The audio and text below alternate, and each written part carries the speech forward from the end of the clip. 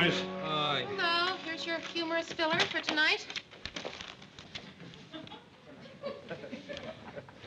I don't get this. Never mind, I'll tell you something No, else. explain it to me. I want to know. I want to understand. Explain it to me.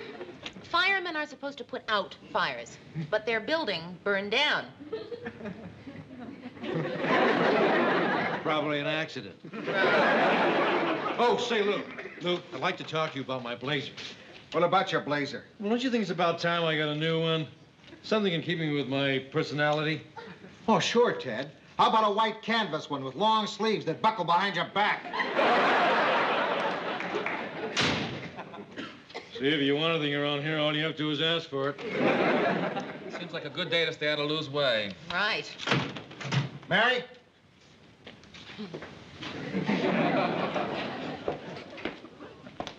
Yes, Mr. Grant. I called you in here because I wanted to apologize for snarling at Ted. Tell Ted I'm sorry. Well, why didn't you tell him? I'm not that sorry. No, it's just that I'm in a lousy mood today. I was reading the paper this morning and saw something about a friend of mine in Detroit. That really made me mad. He was doing an article on some mobster, and somebody took a shot at him. Oh, gee, that's terrible. Yeah, why couldn't it have been me they shot at? Nobody ever shoots at me. There was a time when I was out there digging for news, too. I was one heck of a reporter. I was really good. Made Time magazine. Under press. Detroit's Grant. A taste for booze, a nose for news. Well, listen, what you do here is pretty important, too, you know. Yeah, all we do around here is just rip the news out of a wire service machine. In those days, I used to go out and get it for myself. I'll bet you were some reporter, too. You want to see something? You know what this is? Well, it looks like an old, dusty, broken-down typewriter. Yeah, but it's not just any old, dirty, broken-down, dusty typewriter. This is my grandfather's typewriter. Was he a newsman, too? No, a pharmacist. He banged out a lot of pill labels on this baby. I banged out a lot of exclusives on it, too. I ever tell you about the time they threatened to kill me? Really? I was working in Chicago. I was doing a story on racketeers in the nightclub business. And these two gorillas came up to me, and they said, Grant, drop this story, or tonight you'll be sleeping with the fishes. What'd you do? I dropped the story. I didn't want to sleep with no fishes. Yeah? Yeah, I know. I printed the story. Boy, those were great days. I really felt I was doing something useful, something worthwhile. Now look at me. The only thing I got to do around here is pick out new blazers for Ted. Well, Mr. Grant, if you miss reporting so much, why don't you do some? I mean, now that I'm producer of the news, you've got some spare time. Why don't you take advantage of it? I'm just like this old typewriter here. My keys stick. My ribbons all faded. My insides are clogged with gook. Oh, Mr. Grant, that's not true. A little oil, new ribbon, a couple of screws tighten, you'll both be good as new. Well, you'll be uncovering so much crime and corruption, your life won't be worth a plug nickel. You really think so?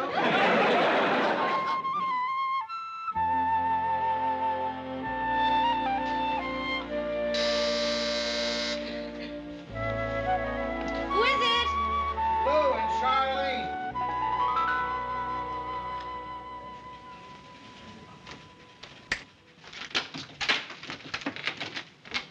Ta-da! Oh, Mary. Hi. Have you been sleeping? No. I must have just dozed off while lying in bed. Gee, you know, we're sorry. It never occurred to us that you'd be asleep at 9:30. Yeah, well, no, usually I'm not. I haven't been to bed by 9:30 in years. Usually I stay up, during the week till 11:30 most of the time. Gee, even on school nights? Maybe we ought to go, Lou. No, come on, stay. I'll fix some coffee. Mary, you won't believe what I've got in these folders. A guy over at Democratic Party headquarters gave me their files on campaign contributions in his whole area. Now, I'll bet you somewhere in here there's dynamite. All you gotta do is find it. Me? Yeah, I have to have them back there by midnight. Why don't you and Charlene go through them? There's another lead I want to follow up. I gotta meet this ex-con at a pool hall. Why are you so excited? You know how long it's been since I met an ex-con at a pool hall? But listen, what exactly are we supposed to be looking for? Just make a list of who gave what to whom, who got what from whom, and who did what for whom. But, Mr. Grant... Forget it, Mary. Just be thankful he doesn't want pictures of everybody getting it and doing it and giving it. Okay, let's hear what everybody's got. Mary. Well, Mr. Grant, after 2 weeks, what I've gotten mostly is discouraged. Me too. I have never seen so many honest elections.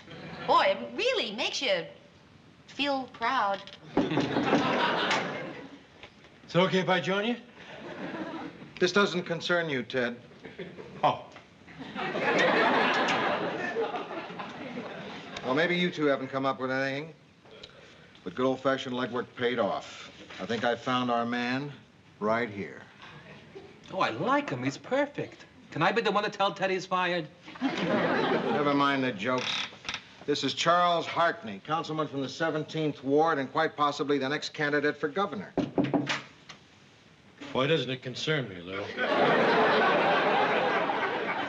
Because it's just for newsroom staff, Ted. Oh.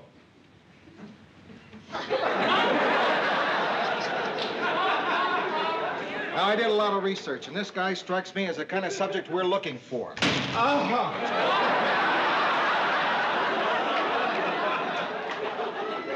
I've never heard a word against Hartney.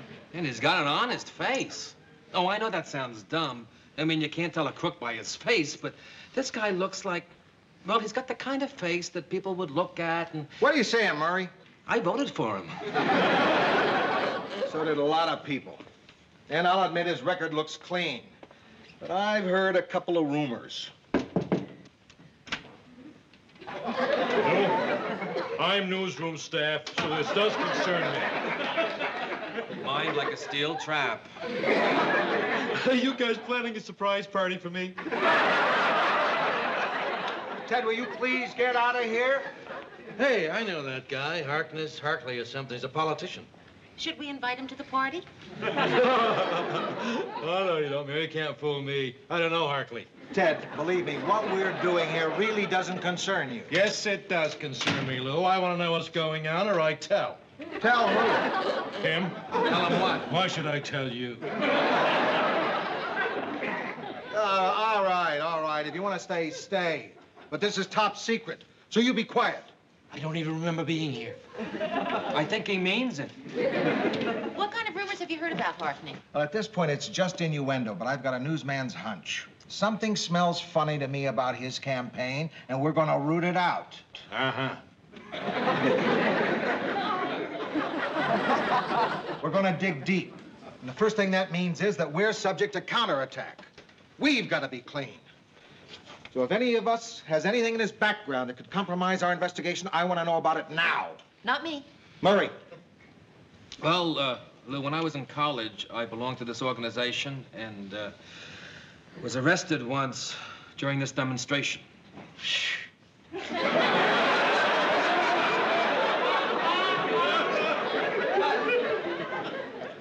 A left-wing riot? No, a fraternity panty raid. A panty raid. And all I got was a pair of sweat socks.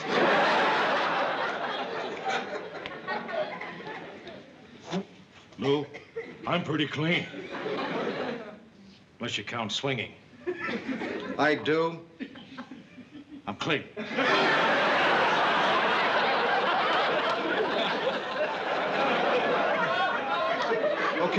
Okay. So we go get the facts. A full-scale investigation. Now, that'll mean long hours, hard work. And I want to warn you, this is a rough game. It could mean threats, intimidation, maybe even physical violence. Well, it's like you said, Lou. If it doesn't concern me, it doesn't concern me.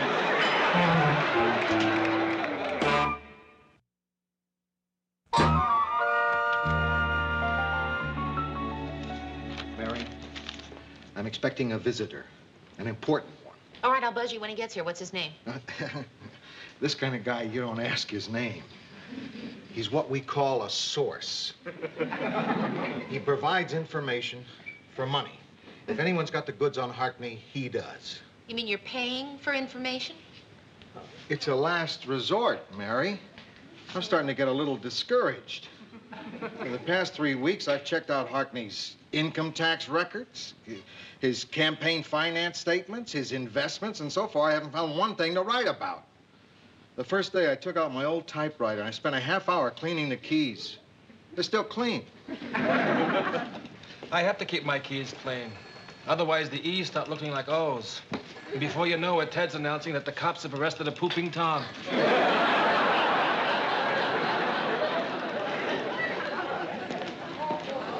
I'm looking for Lou Grant. My name is... That's all right.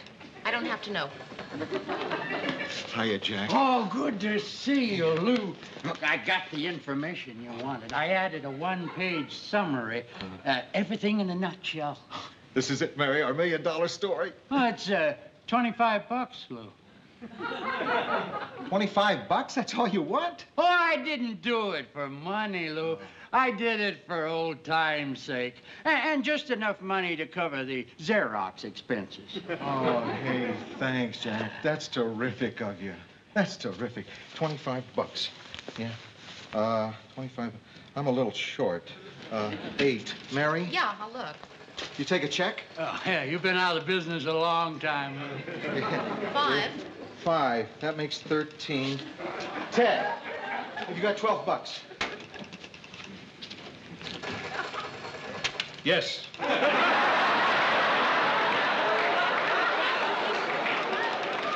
a minute. Wait a minute. Mary! What is it, Lou? Give me 12 bucks, quick. What is this, the educational channel? Like I said, Jack, you're terrific.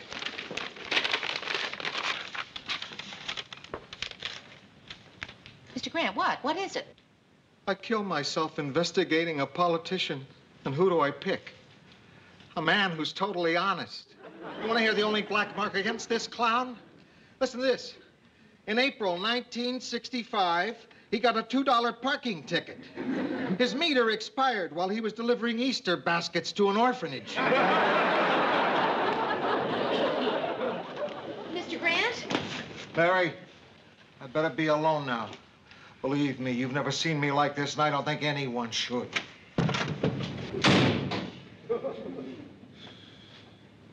I'm going in there. Mary, don't. That's crazy.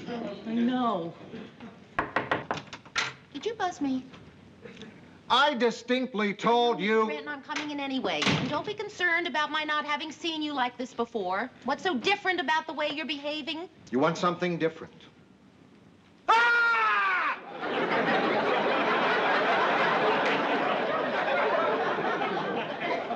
that certainly was new. Do you think that you're going to be wanting to do that again? No, I feel better. Well, I've heard that letting it out really helps some people relieve their tensions. I don't think I probably ever could because... Mary! All right, chatting fast is my way of screaming. What is it you want from me? You want to give me a little pep talk, huh, Mary? A little pep talk? Yes, I think I would like to do, yes. Well, I don't think a pep talk's going to help. I'll keep it short. Good. Cheer up. That's it? I really trimmed it down, Mr. Grant. Look, I just don't understand what's so awful that's happened. I killed myself working 3 weeks on a documentary I can't do, and you ask me what's happened that's so awful? Why can't you do the documentary? Because he's an honest man! Well, what's so wrong about doing a documentary about an honest man? Ah, Mary, that's stupid. Mr. Grant, I don't think there's any reason to be calling names. Mary, you're a dope. Mr. Grant, name-calling isn't going to solve anything Look, here. I told you not to come in here, didn't I? You can't do a show about an honest man. People don't want to see that sort of thing. Our job is to turn over flat rocks and show people the slimy things underneath. Grant, oh, so slimy. Well, that's what life is. I think people would love to see a documentary with good news in it. Anyway, you've spent all that money filming Harkney. You've already set aside an hour of airtime. Why not give it a try? No, Mary. The answer is no. Well, that's just stupid, Mr. Grant, and you're a dope.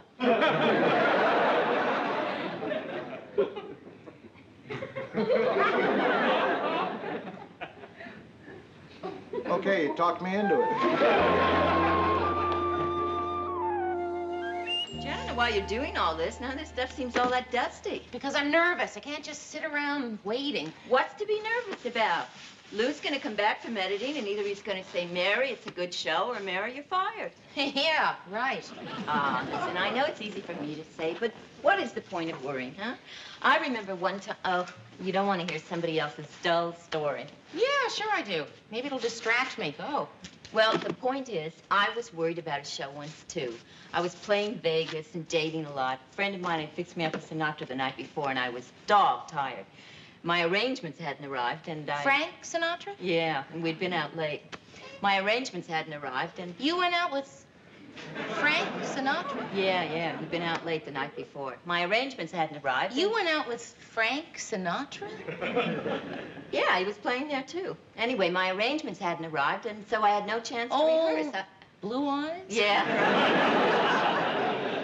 What was he like? Nice guy. So anyway, my arrangements didn't arrive. I got 3 hours before Did you date him more than once? I don't remember. Anyway, there I was. The show's about to open. It's a sellout crowd. I have no arrangements, no rehearsal, and my conductor is fogged in an airport in San You Francisco. don't remember whether or not you dated Frank Sinatra more than once? I don't know. It must have been 10 years ago. But the point is, my worrying turned out to be for nothing. Hi. I think we can relax. It looks good. What? The show. Oh, Mr. Grant, that's wonderful. Wow. You gonna watch it with us tomorrow night? Yeah, I'd love to, but I gotta work. Oh, listen. There's a TV behind the bar. Why don't you both come and watch it with me?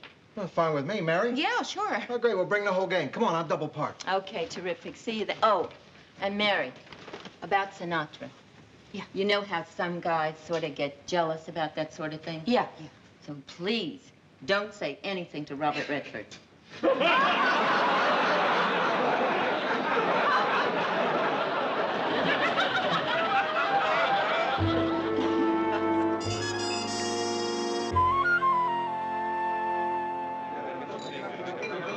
Oh, hiya, Mary. Oh, Murray, hi. Charlie McGuire. This is Murray Slaughter. Murray. Murray Hi. wrote tonight's show. Oh, I'm really looking forward to seeing it. No, it's no big deal. Nothing special. I mean, don't plan on being entertained or amused or thrilled or anything. Murray. It's all right, Mary. I wish somebody had told me that about my second husband. Anyway, I just wrote it. Actually, it was Mary's idea. She co-produced it. Well, thank you. I just hope it works. I mean, I just hope people will be interested in seeing a normal, decent human being in a documentary. Although I don't know why not. I mean, that's what most people are. I can see she's never been chased by the trombone section in a band bus. Hi, everybody. Hi. Charlene, I'd like you to meet Ted Baxter. Hi, Ted. I've heard a lot about you. You're, legendary. You chicks have some grapevine. Hey, it's almost time for the show. Tony, will you turn on to Channel 12? Sure. Listen, everybody. Normally, I play a set right now, but these are my friends, and they've done a television documentary, and we'd like to watch it. Of course, if any of you would like to watch it, too, you're... Drinks are on me. Want another drink, Mary? Oh, no, this one's fine. I'm dedicating this show to you. Good evening, this is Ted Baxter. Tonight we're going to examine the career of Councilman Charles Harkney. Right after this commercial message. Gosh darn, that guy's good. This is a nightmare, Ted in stereo. What's on the tube? It's a documentary. Portrait of a politician. I'll tell you what you missed. Good evening, this is Ted Baxter.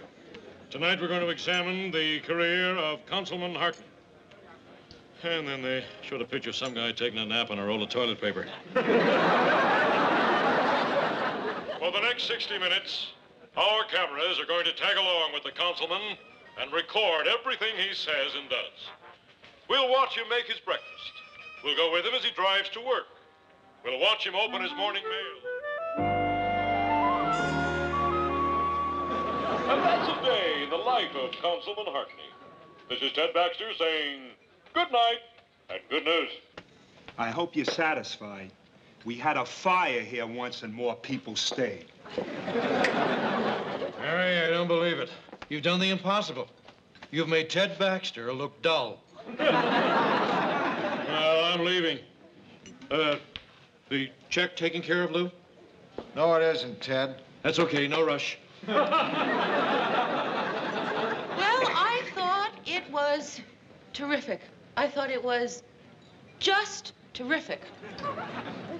In fact, I think it was more than terrific. I think it was terrific, and I am sure that everybody really loved that show. Really.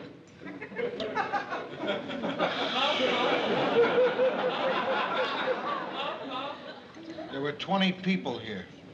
Not one of them stayed. A drunk at the bar watched for 2 minutes and then went home to his wife. Yeah, and he's been divorced for 15 years. Listen, I gotta go back to work. Well, you just listen. Just because people left doesn't mean that they didn't really love that show. It just means that they had other places to go. What about the ones who didn't finish their drinks? Not thirsty? Murray left after the first commercial. Well, Mr. Grant, I have my theory that everybody loved the show, and apparently you have another theory. What is your theory?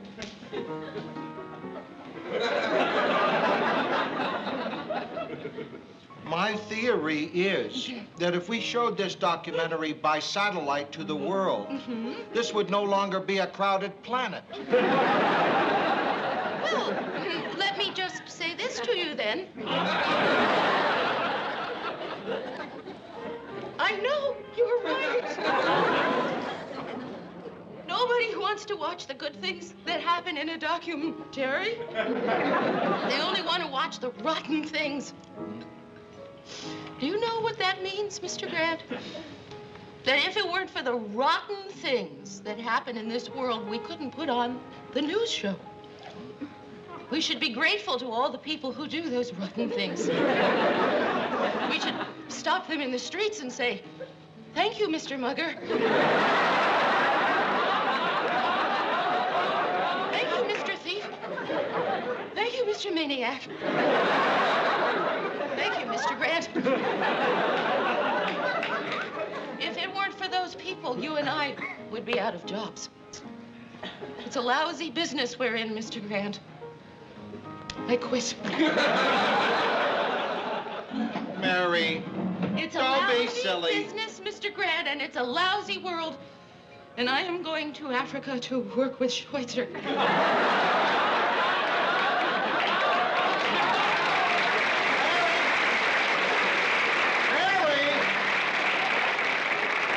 Albert Schweitzer is dead. Do you see what I mean, Mr. Lousy, lousy world.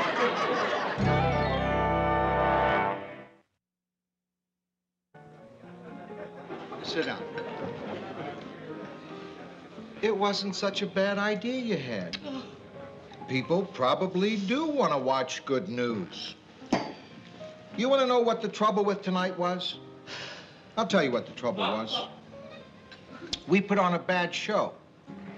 You and I pooled our talents to produce the worst documentary in the history of television. We did a Murray,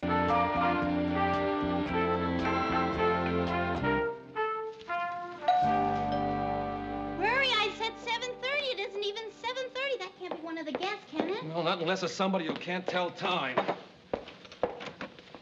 Happy 20th anniversary. Ted, we said 7:30. I know it, and it is 7:30 now. Hi, Murray. Hey, I'm not the first one to arrive, am I? Of course you're the first one to arrive, I can't Ted. stay then. I don't like being the first one at a party. Don't feel bad, Ted. We were hoping people would arrive early, really. Will you excuse me while I put my dress on? No, you want a drink, Ted? Okay. Where's Georgette? What makes you think I have to bring Georgette? We swinging singles aren't tied down to one person? That's the difference between us. You married guys are stuck with the same meal every night. But to me, dating is a smorgasbord.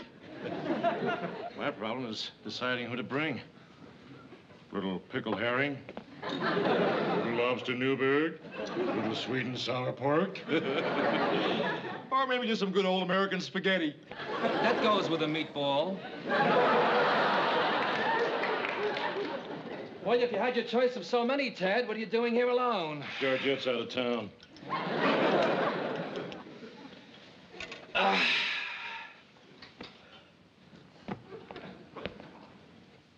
Oh, hey, Ted, be the first to see this. Marie gave it to me. What do you think? It's a digital watch.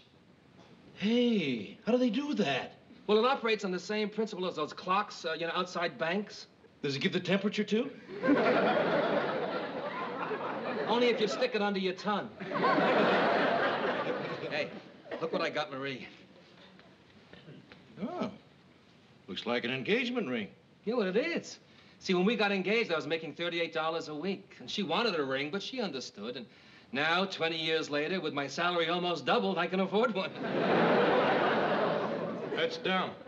What's dumb about it? She married you without it. It's like buying a hunting license after you've already bagged the moose. Hey, listen, Murray, I've got to get out of here now and come back later. I don't want people to think I'm the first to arrive. I mean, they might get the crazy idea that I've got nothing better to do. Sorry, I'm late to my own party. Well, that's okay, honey. Ted was just leaving. Had a wonderful time. You're leaving? Just for a little while. I'm going to stay in the car, wait till more people arrive, and then I'll make my entrance. No one will be the wiser. Least of all, Ted.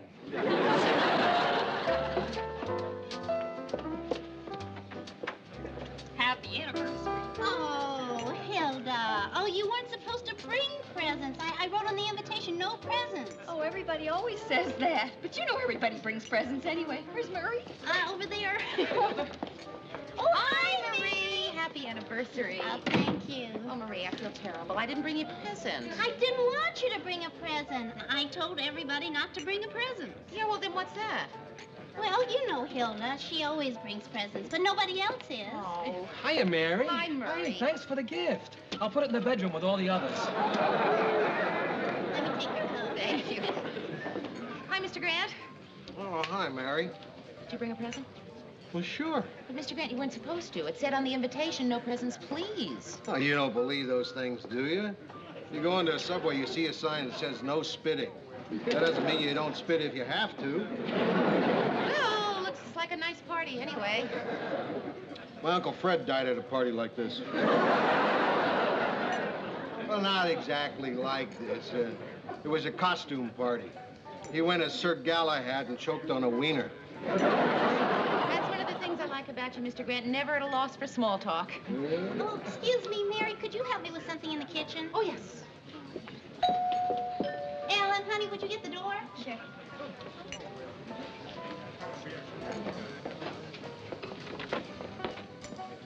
Hi, everybody. Sorry I'm late, but you know what a busy schedule I've got. I didn't know Ted was coming to your anniversary party. No marriage is perfect. Hi, guys. Hi, Ted. Happy 20th anniversary, Murray. Thank you very much. First 20 years are the hardest, you know. Right, Lou? I guess maybe you're the wrong guy to ask about that, aren't you? Well, come to think of it, your first 20 years were fine. It was the second 20 that went, but your first 20 were.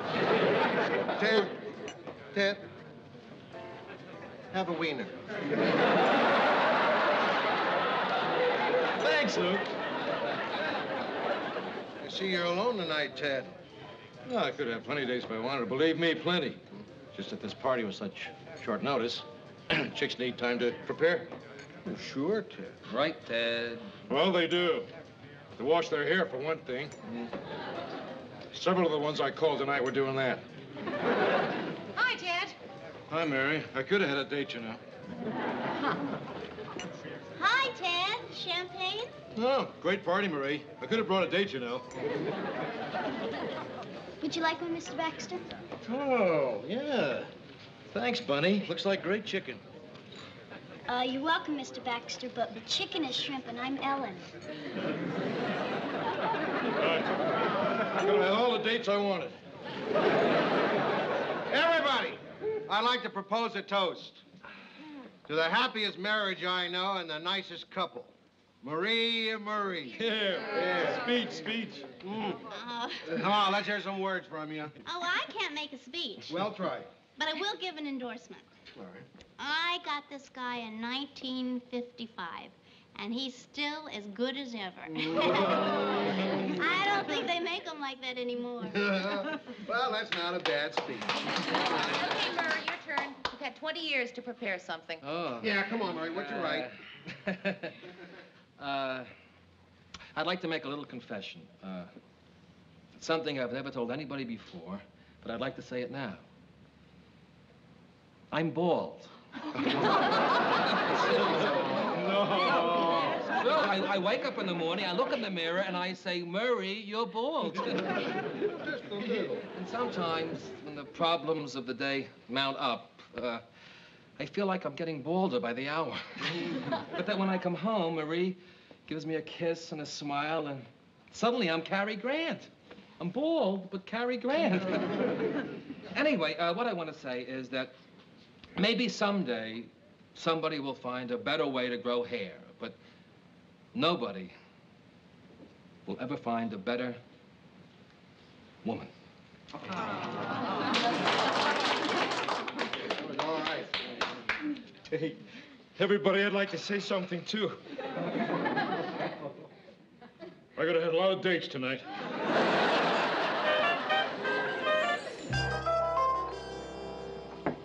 Yeah. Say, Lou, I want to apologize for being so late to work this morning. Oh, forget it. That was a terrific party you gave. Must have been. Going by the way I feel, it must have been one of the great parties of the decade. A little hungover, huh? It's nothing serious. It's just that every time the bell on my typewriter rings, I scream. Sit down. I'm great at fixing hangovers. Does your head hurt? Only when I breathe. All right, lean forward and relax. I can't. My tongue will fall out. Now, all of these nerves are connected. We learned about this in the service. What were they teaching you, first aid? Actually, it was how to kill a sentry before he can yell, Achtung.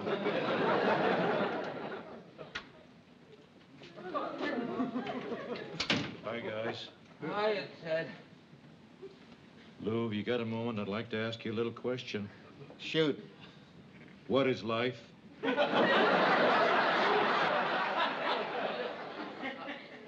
Life? Yeah, what does it all mean? What are we all doing here?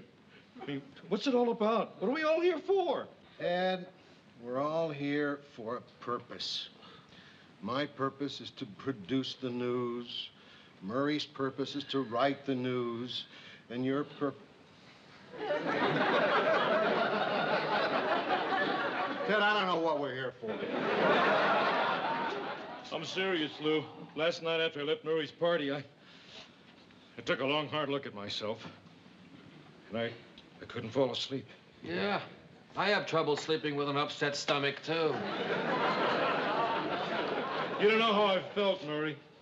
Seeing you surrounded by your wife and your family, by all that love. Last night when I went home, I just lay in bed and re-examined my whole life. And finally, when I went to sleep, I had this terrible dream. I dreamt I was an old man, all wrinkled and shriveled, sitting alone on this park bench. And then this guy walked up to me, and he looked kind of familiar. And he just stood there, looking at me. Finally, I said, "Who are you?"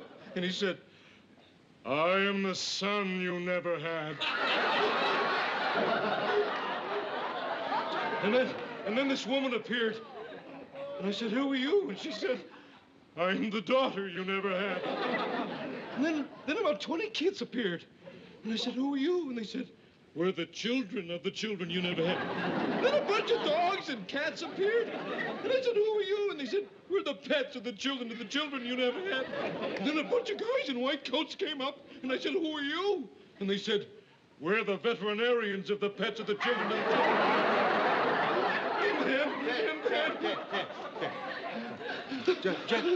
Just skip to the finish of the dream. Tell us how it ended. Oh, like all my dreams end, with Marlowe Thomas and Winston Churchill applauding me.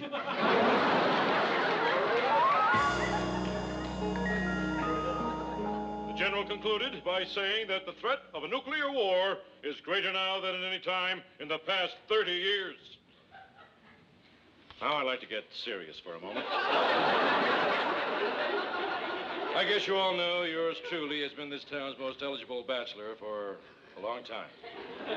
Well, tonight those days are over, my friends. What? Did you know anything about this? What, that his days were over?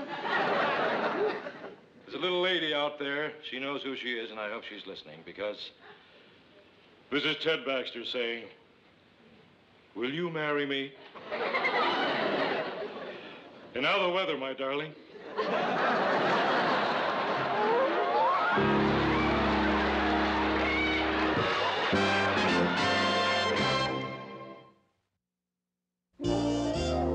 Thank you very much for calling. Goodbye. What's the score so far? Well, 12 thought it didn't belong in a newscast. 7 did. And 4 women say, yes, they know who they are, and they accept. Thank you, Ted. That was a lovely lunch. Nothing's too good for the future, Mrs. Baxter. Oh, Georgette, congratulations. Ah, wait, no. You're not supposed to congratulate the woman. Why not? I don't know. It's considered inappropriate. Especially in this case. What do you think of this big, impetuous lug? Popping the question right between a nuclear war and a flea collar commercial. Sure made me jump. And then my phone started to ring. It was my mother. She'd seen it, too. Oh, what'd she say? She got very excited. And I said, Mother, I know how you feel, but it's my life to throw away if I want to. Big, impetuous lug. Have you set a date? I'll leave that up to Ted. Right. Once Baxter makes his mind up, events move forward with blinding speed. Listen, I've got some top-level arrangements to take care of, okay? All right. Bye, Mary. Bye, Mary. Bye, honey. Big, impetuous lug. I'll call you tomorrow, honey. I don't want to get married. I don't want to get married. Ted, you're just suffering the normal reaction of a man. I don't want to get married. Of a man who suddenly finds that I don't want to get married. that he doesn't want to get married. Ted, listen to me. You just got cold feet, that's all. From what I hear, it happens to everybody. Men, women, both. I mean, it's a big commitment. You suddenly realize that marriage is forever. Oh. It scares you. Briefly. But the point is, you're not the first person to feel this way. Oh, sure. It's easy for you to say you're on the outside watching the gate swing shut. Well, ask Murray then. Go on. Go on. Get it.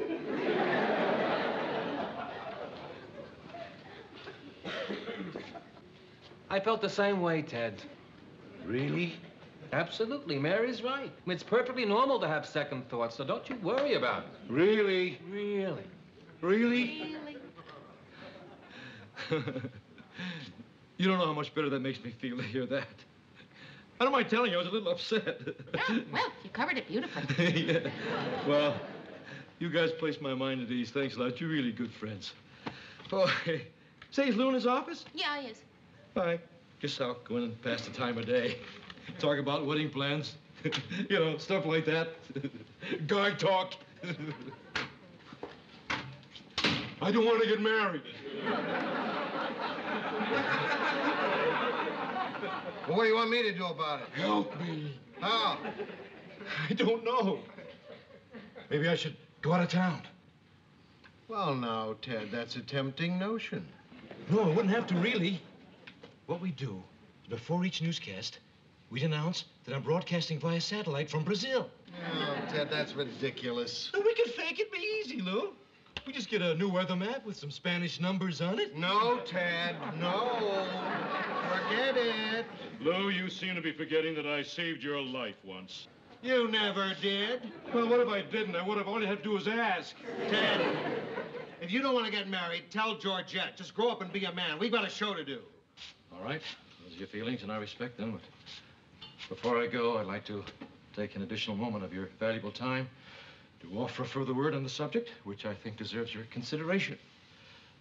Please! Think about that, will you, Lou?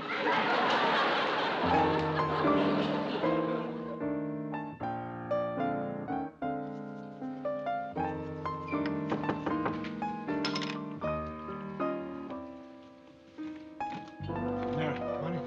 Ted, are you all right? Who, me? Yeah, tip-top, first class, grade A.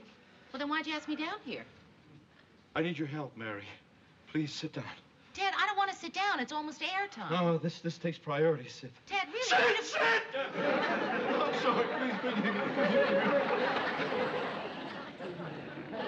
Please, Mary, I called you because I believe of all my so-called friends, you're the only true one. You're the only one I can count on. You're the one who'll put her hand in the fire for me. Ted, I'm not going to put my hand in anything until you tell me what it is you want. I want you to tell Georgette that I'm going to Brazil. You're bananas. No, I'm serious, Mary. Ted, that is the dumbest lie I ever heard of. Oh, it's a fib, Mary, not a lie. Lie's an ugly word. Just a fib, a tiny fib. Why me? Because anybody who look at you would know that nothing as disgusting as a lie could ever pass between those innocent Cupid doll lips. Ted, you are going to have to tell Georgette the truth. Mary, I'm not ready for marriage. I can't handle responsibility. You're my old man. He walked out on my mother when I was 2 years old. It's a shame you didn't walk out 3 years sooner.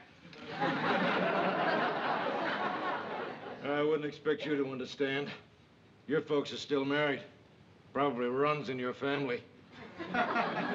You're gonna get married as many times as you like, and they'll all work out. Mary, all I want you to do is tell George that I'm going to Brazil, and I'm too busy to talk to her because I'm practicing my Spanish lessons. Mary, you can't fool me. You can't fool me. You'll lie for me. Mark my words, when the chips are down, you'll go along with me. I will go along with you, Ted, only if you tell the truth. All right, I'll tell the truth. I'll tell the truth.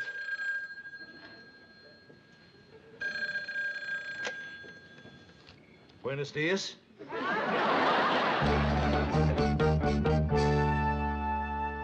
United States Bureau of Mines announced today that oil shale refining plants could be built in this country, resulting in cheaper oil for the United States. Hey, what are you doing? Ted still has several more minutes. I know, but I can't watch anymore. Well, he's bad enough when he's happy. But the past 4 days, he's been impossible. You know, today he asked me if the station could issue a retraction for a marriage proposal. Hi, Murray. Hiya, Georgette. Hi, Mary. Hi, Georgette. Bye, Georgette. Bye, Murray. Bye, Mur. Bye, Mary. Well, we haven't seen you in a few days. How's everything? Terrible. Mary, I have to talk to you. Well, sure. Mary, I can't marry him. I said I would, but I won't. I thought I wanted to, but I don't, but I haven't told him I won't. Why not? I can't. Georgette, let's take this one step at a time. Why don't you want to marry Ted? Well, he made up some ridiculous story about being sent to Brazil. And I think anybody that scared of marriage isn't ready for it. He told you that? That's terrible. No, Mary, that's nice. Nice? Sure. He was only telling me that because he wanted to spare my feelings. He didn't want to hurt me by rejecting me. Well, yeah, I guess that is nice. No, that's terrible. Because how can I hurt his feelings now by telling him I don't want to marry him? Yeah, that is difficult. No, that's easy. I'm just pretending to believe what he says about Brazil. You are? Yes. So, Mary, when Ted tells his lie and pretends it's the truth, and you see me pretending it's the truth, even though I know it's a lie, please don't say it's a lie, even though you know it is. Right.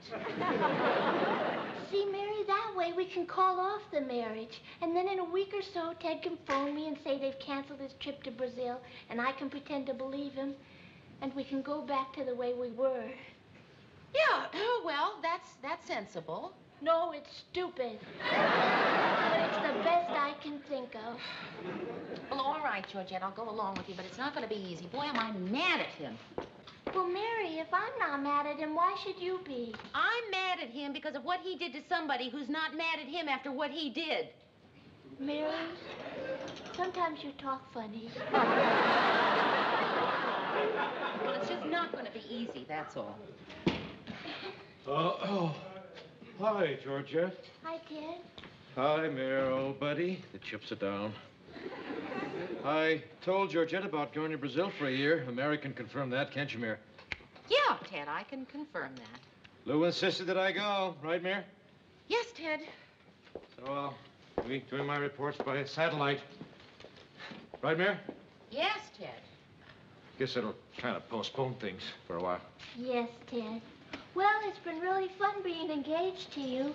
Have a nice time in Brazil. Hasta la vista. See, Mayor?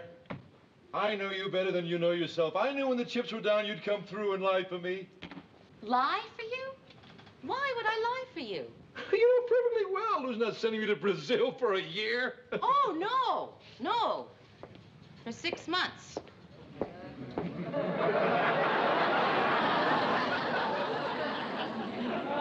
6 months? Yeah, well, we could only get the visa for 6 months, but I'm sure once you're there, they'll be able to give us an extension. Oh, and by the way, Ted, the shots are only good for 3 months, so be sure you get a booster when you get them, huh? What shots? Well, you know, the usual. Typhoid, malaria, yellow fever. Yellow fever? Yeah, oh, well, I'm sure there's no chance of your contracting it in the city, but where you're going, I understand it's the second highest cause of death. What's the first highest cause? Oh, Ted, I don't think you want to know that. But I understand it's what killed Mr. Grant's Uncle Fred. Took him 2 years to die. 2 years? Yeah, the plant was a very slow eater. Oh, come on, Mary. You're lying, aren't you? Aren't you? Ted, with these innocent Cupid doll lips, lie to you. Lou? Oh, he's not in there. No, he went to see about your insurance policy. He's trying to get them to insert a quicksand clause.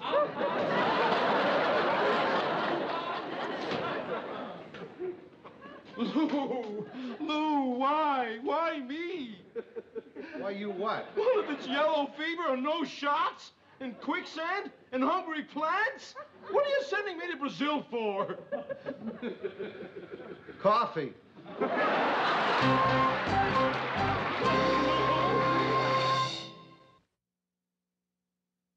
Lou?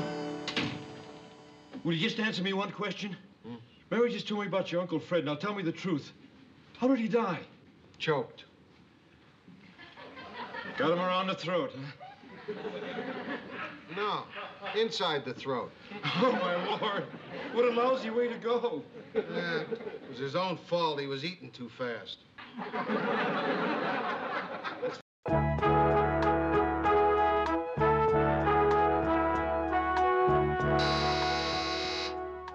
is it? See, I knew you wouldn't remember me. Son of a gun! How are you? You don't remember me. Well, of course I do. Come on in. Who am I? You and I shared the same Cell. when I was in Jail. that time I got Arrested. for not revealing my news source. Well, come on in. Sherry. Sherry. How have you been? Fine, you? Fine. You look terrific. Thanks, you too. Thanks. Okay, why don't we cut the crapola? Good. I was just going to suggest that. Mary, I got busted again. Oh, I'm sorry to hear that. Yeah, it seems like lately every time I strike up a conversation with a guy, he turns out to be with the vice squad. Of course, it's my own fault. I should have been suspicious when I saw that tattoo of Jack Webb on his arm. Anyway, I got to thinking about that night that you and I spent in the cell together. Remember how you wanted a toothbrush so bad, and I got you one? And you said if there was ever anything that you could do for me, I should be sure and let you know. I'm letting you know. You want your toothbrush back? All I want you to do is come down to the court with me tomorrow and tell the judge that you know me. See, I have to show him I know some upstanding citizens, and you're the only upstanding citizen I know. I mean, socially. It'll only take about an hour. Yeah, sure. I'd be glad to. Gee, that's great. I can't tell you how much I appreciate it. Oh, no, it's all right. The same courthouse, Friday at 11. Okay. Hey, maybe we could have lunch together afterwards. No, forget it, forget it. Let's not have lunch. You probably like to eat in those places where they cut off all the crusts. You know, I don't understand something. I do you a favor, and you're giving me all these little shots. Mary, I'd be enchanted to have lunch with you tomorrow. In fact, let's make a firm date, shall we? Okay. Right after my appearance in court. The only thing that could possibly interfere is if you screw up and they throw me back in the slammer.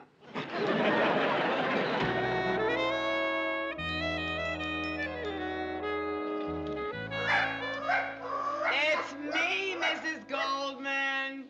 Gee, it sounds like some dog. It's not a dog, it's Mrs. Goldman across the hall.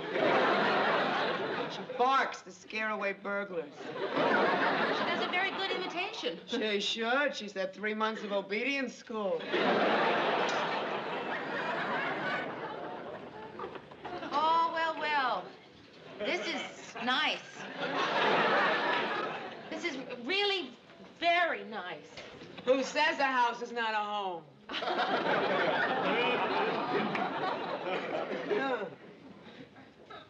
How come you didn't say anything about my 4 mink coats? What am I supposed to say? 4 mink coats? Well, I guess I just feel funny about people wearing dead animals for coats. Yeah, well, if you wear them when they're alive, they claw your neck.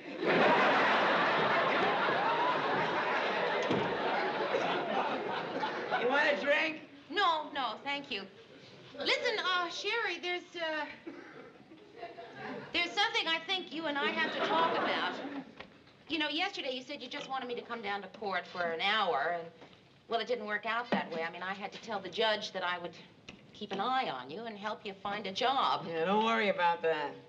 Well, I have to worry about it. I mean, I swore that in court. Boy, did you ever. You had one hand on the Bible, one hand on your heart. You were looking at the American flag, and your voice trembled. You brought tears to the bailiff's eyes. Does all this mean you are not going to look for a job? Mary, let me tell you something. A lot of my friends think they're going to do something with their lives one day. Some think that they're going to open boutiques, write novels, be dentists. I have a friend, Kim, who thinks she's going to own a big horse ranch. But unless she's in Roy Rogers' will, it's not going to happen. What does that have to do with looking for a job? Because I'm a realist. Who's going to hire me? My previous experience is not the kind of previous experience you put on a job application. Sherry, I'm sure we could find you some kind of job. What about secretarial work? I can't type. How about bookkeeping? I can't add. Well, what if... Hello? No. Because I'm quitting. No, I'm not having a going out of business sale.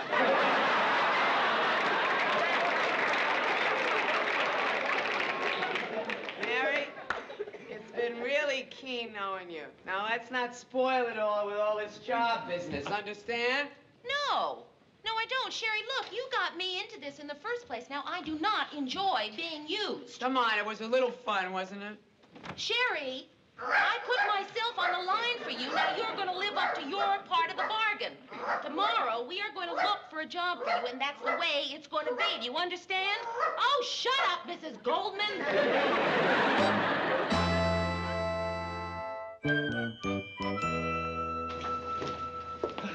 Hi, Murray. Hi, Murray. Oh, hi, Georgette, Ted. How's the car rental business? Just rolling along. That's kind of a car rental agency, Joe. We just came back from lunch. We were celebrating this letter I got from a university yesterday. I know. Yeah, Harvard wants you to leave your brain to Yale. Go ahead and laugh. In a week and a half, you won't be laughing at Ted Baxter. You'll be laughing at Dr. Ted Baxter. Ted's getting an honorary degree. Oh. Watching Ding Dong School has finally paid off. Ding Dong School, nothing. It's for college. Rutledge College. They like to get a celebrity to speak at their graduation ceremony, and they give them a degree to get them to come. They wanted to give me a master's, but my agent held out for a PhD. Yeah, I've heard of Rutledge. It isn't exactly one of your class universities. The school mascot is a fungus.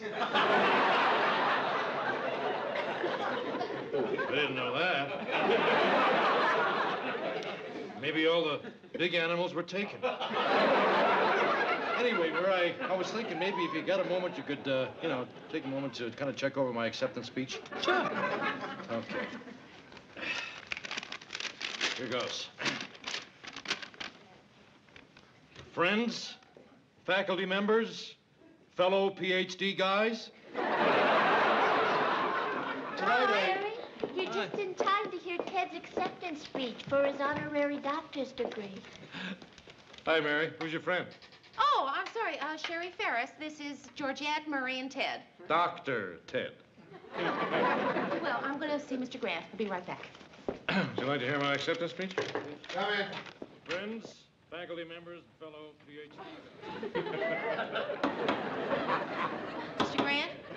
I don't know why anyone puts pimentos in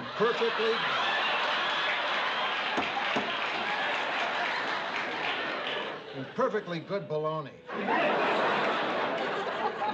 Why can't they leave them in olives where they belong? What do you need, Mary? Well, Mr. Grant, I have a friend. Well, no, she's not exactly a friend. She's more of an acquaintance. Well, you met her. Her name is Sherry Ferris. When you came to visit me that time in jail, she was in the same cell with me. She was Mary.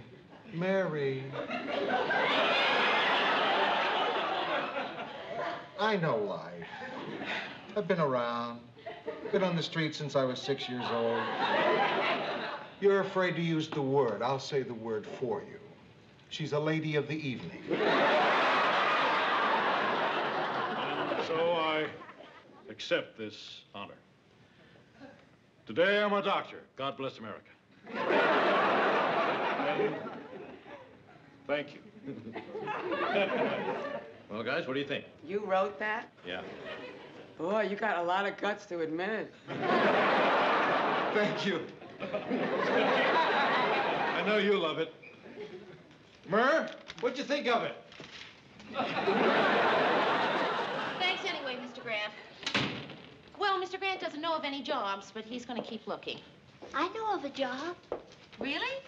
Yes, the girl who works with me at the car rental agency just got fired today. What, do you think Sherry would have a chance? Sure.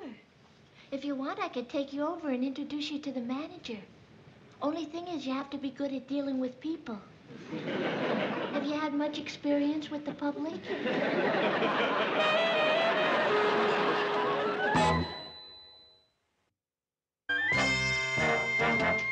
Want to grab some lunch, Mary?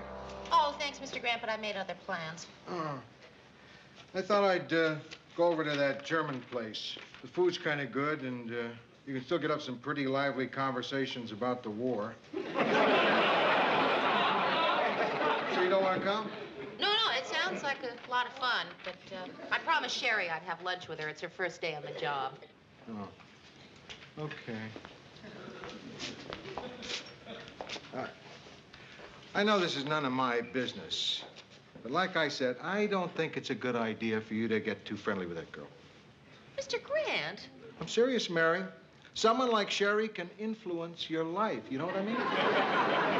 That's ridiculous. Look, when I was in college, there was this bar where a lot of girls hung out.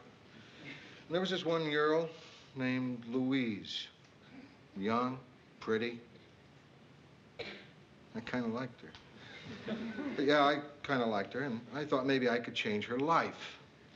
So one night, after the bar closed, I offered to drive her home. And after we pulled up to her trailer, I turned to her and I said, Louise, you're young, you're intelligent. Take a good look at what you're doing to your life before it's too late. I spoke to her for a whole hour. You know what she said? That'll be $20. Mary, that kind of woman doesn't change.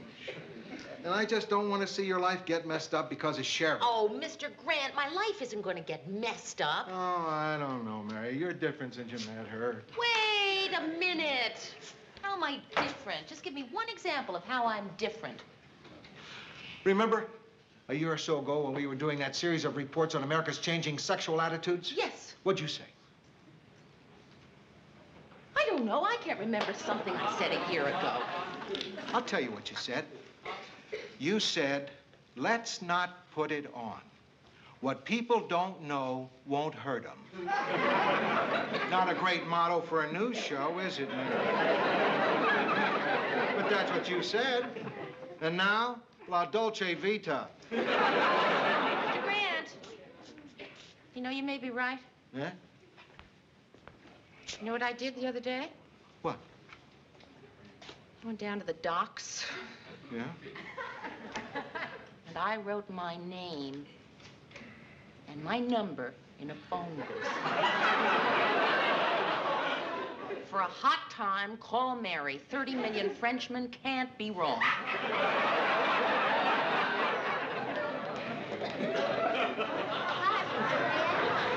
Bill! Sherry, look at you. Doesn't she look terrific, Mr. Grant? Very nice. Sherry's so much fun to work with. You should have heard this funny thing she said this morning. These two tricks came in and wanted to...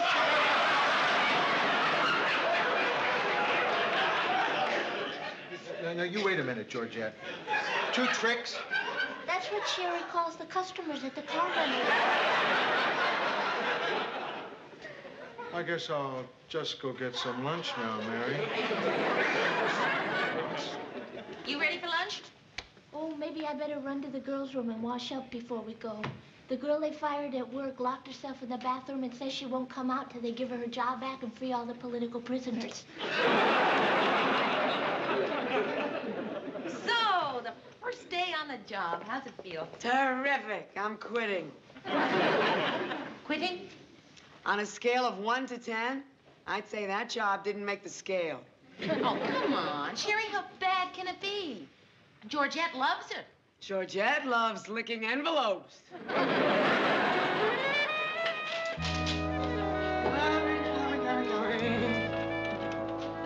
Hi. Hadn't seen you in a couple of days, so I just thought I'd stop by and see how you're getting on. Fine, fine. Fine. You managing okay? Fine, fine. Well, that's just fine. What have you been doing with yourself? Oh, this and that. Well, when you say this and that, do you mean primarily this and not so much that, or a lot of that and not so much of this? Mary, when I said this and that, I didn't mean that. Oh, come on, I didn't mean that. Didn't mean that. I just wondered if you were having any luck finding a job. Yeah, I've been having a lot of luck. Really? I didn't get a job. Look, Mary, I've been through the wine ads every day. There's nothing here that I like. There's got to be something you want to do, something you want to be. Yeah, there is. I've been seriously thinking of becoming a burden on society. Outside of that, nothing really interests me. What about dreams? Didn't you ever dream of being somebody? Everybody has that kind of dream. Yeah? What's yours? Well, I've had my dreams. I just don't like to tell them. I don't want anyone to laugh at me. But sometimes when I'm home in the newsroom, my mind wanders and I dream about being this famous ballerina. I I know what you mean. I've had dreams like that myself. Terrific. What are your dreams? I used to dream that I'd like to become a dress designer. Well, that's wonderful. Did you ever try it? Yeah, once in high school, I made a dress for a friend. I fitted it right on her. And did she like it? I hope so. I forgot to put the zipper in. As far as I know, she's still in it. Sherry, why don't you give it a try for just a couple of weeks? I mean, you might find you have a real flair for this. Come on, what do you have to lose? What's the matter, Sherry? Afraid to take a chance? Afraid you'll find out you don't have the talent? Just don't have the guts to try it, is that it? That's it, Cookie.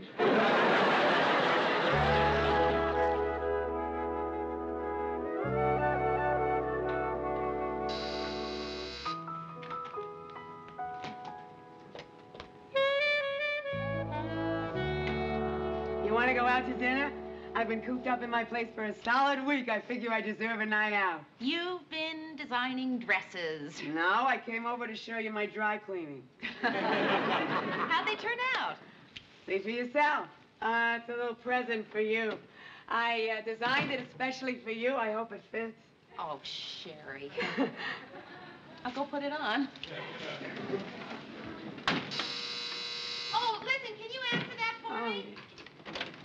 Hi. Oh, hi, Sherry. Where's Mary? Oh, she's in there getting dressed. Come on in. She'll be right out. Ted just got his honorary degree. Want to see my diploma? It's real sheepskin. Gee, it must have been murder getting him in the typewriter. That's funny. Get it, Ted? Well, sure, I get it. I'm a PhD. It's very nice, Ted. Thanks. They let me keep the tassel to my cap, too. I got it hanging in my rearview mirror. You know, it's always been one of the big regrets in my life to never had a chance to go to college. College. Flirtation walk. Fraternity handshakes. Panty raids. Election of the homecoming queen. Kissing rock. Yeah. Higher education must be a wonderful thing. Look, I'm not sure if this fits right.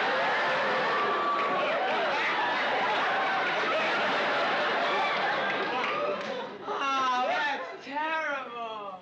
Well, No, I forgot the most important part. It must be in the car. I'll be right back. Oh.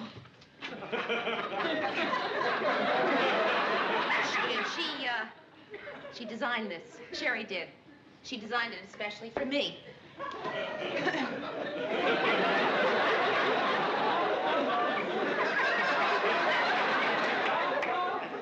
Get me a glass of water. But, Ted, you just had all that soda. Get me a glass of water. It's very nice. It sure shows off your skin. Speaking of skin, you want to see my diploma? Oh, maybe later, Ted. Georgette, am I being too critical, or is this dress really awful? I don't know. It looks so terrible on you, I can't tell. You never looked so fantastic in your life. Ted!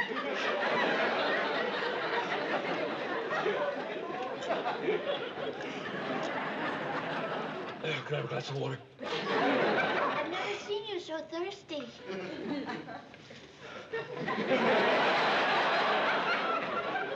I know this may sound insane to you, Mary, but on those occasions when I dream of you, you're dressed exactly like that. Ted, please don't look at me that way. It's all right, I'm a doctor.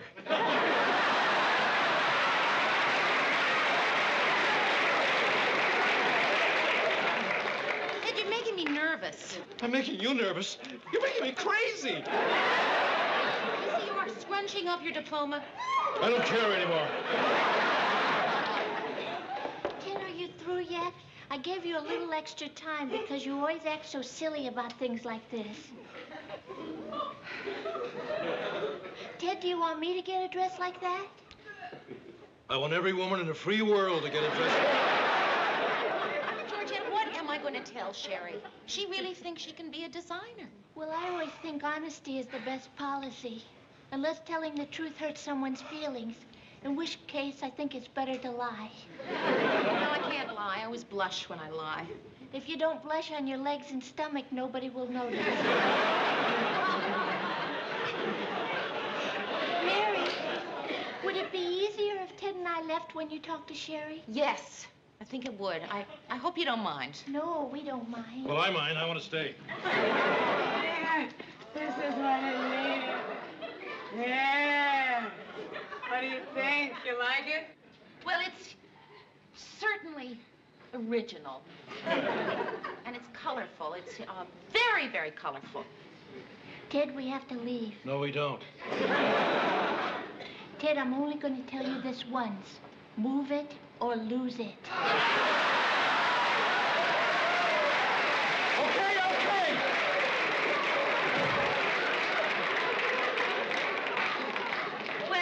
Well, what do you think? Well, Sherry, it's just not my particular taste, you know? I mean, I'm just a little old-fashioned, modest. I mean, you know, when we were kids, we used to play doctor. I used to play the receptionist. You don't like the dress? Well, I think I gotta be honest. I don't think you have the talent to be a designer. You think it stinks? No, come on now. Stinks, that's a pretty strong word. Lousy? Yeah, lousy. I could go with that. Sherry, I think I just have to be honest with you here. I don't think you're going to make it as a designer. You really don't think so? I really don't. Gee, what am I going to say to the guy that hired me? The guy that hired you? Yeah, I took my designs to this dress manufacturer this afternoon. He loved them. He wants me to start work tomorrow. That's terrific. Well, Sherry, I feel so stupid about what I just said. Oh, no, don't feel stupid. He didn't like this one either. He thought green was the wrong color for a bridal gown.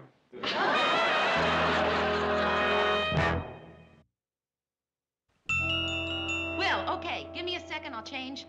We'll have a celebration dinner. Leave it on. If you spill something on the front, you've got a 50-50 chance it'll miss.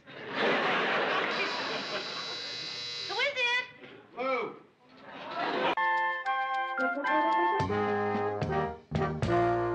Any word on nominations for the Television Editors Award? What's it, Teddy time again? Yeah. I nearly forgot. Nothing in here, Lou. Hi, guys. Ted, what are you doing in so early? My dear child, I've been working through the night. On what? You don't know how to do anything. Just a few letters I had to get out, my correspondence. These are all addressed to television editors. Why are you writing to them? Why don't you read us one of Ted's letters, Mary? Well, I wouldn't want to just That's tear okay, open it's an okay. They're envelope. not sealed. You can't get the bulk rate if they're sealed. Dear Ed, I know you're not supposed to criticize a critic, but I can no longer refrain from telling you that I consider you the most brilliant reviewer in the Western Hemisphere. Your review of Tony Orlando and Dawn will live in literature. My hat's off to brilliance, Ted Baxter. Ted, it won't work. Why not? It worked last year. I won, didn't I? Well, you're not going to win twice in a row. People win twice in a row.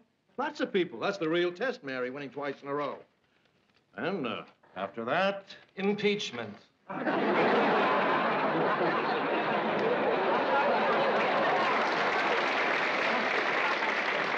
After that, retirement. Well, actually, I won't retire. I'll just sort of become a living legend. I think you've got a pretty good shot at that, Ted. Hey, Mr. Graham, maybe you can answer something for me. Every year, the television editors give something they call the Albert Mason Award for unforgettable contribution to broadcasting. And, you know, every year I wonder who was Albert Mason. He was a crook who established the award for a phony tax dodge. And not only is it a phony award, but they always give it to somebody who's over the hill. That award marks the end of your career. Uh-huh. What are you doing? I'm writing in Ted's name for the Albert Mason Award.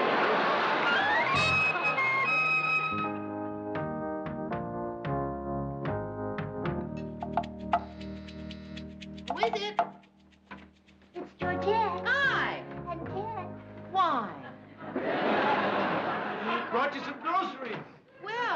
thank you, Ted. What for? We just came from a supermarket opening. Ted cut the ribbon and they gave him all this. Yeah, we have to go visit a hospital. I don't want to carry you. Besides, generosity's second nature with me. Are you, visiting anyone in particular in the hospital, or are you just, window shopping? Well, it's part of my campaign for the Teddy Awards. I want people to think of me. Uh-huh. Well, I'll certainly think of you, Ted, every time I put out the garbage. They also gave him a bunch of balloons, but Ted laid those on the graves of the Civil War dead. You are a real lifesaver, Ted. You know that? I mean, I would hate to be caught with less than 9 boxes of Raisin Bran. This is wonderful. Ted hates Raisin Bran. He picks the raisins out with his spoon and flicks them at the cat.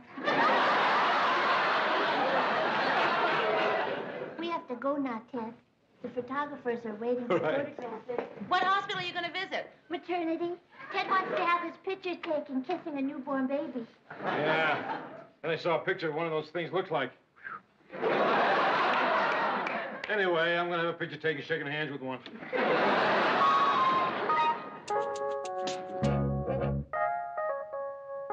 Shh. What is it, Lou? Some kind of trouble? There's gonna be. The roof is gonna fall in. I just heard from a friend on the Teddy Awards committee, and this year Ted isn't even nominated. How can that be? He spent all week visiting the sick. Which actually did a lot of good. It got them back on their feet in record time. I know. But his competition topped him. Whatever he did, they did better. If he visited the sick, they visited the dead. They topped him up and down the line. Well, what about that Albert Mason Award? No, they haven't decided it yet. And that's not a nomination, that's bestowed, and Ted's too young for that. It's never given to someone who can still chew his own food. Does Ted know that he's not nominated? No, and I don't want him reading it in the paper. One of us has got to break it to him. Well, yeah, one of us should do that. We used to have a saying in the Army, Mary. It's better to volunteer than be drafted. We used to have a saying in the Pom-Pom Girls, Mr. Grant. Never date a guy in the band. Well, I just want you to know you're not the only one with those old sayings.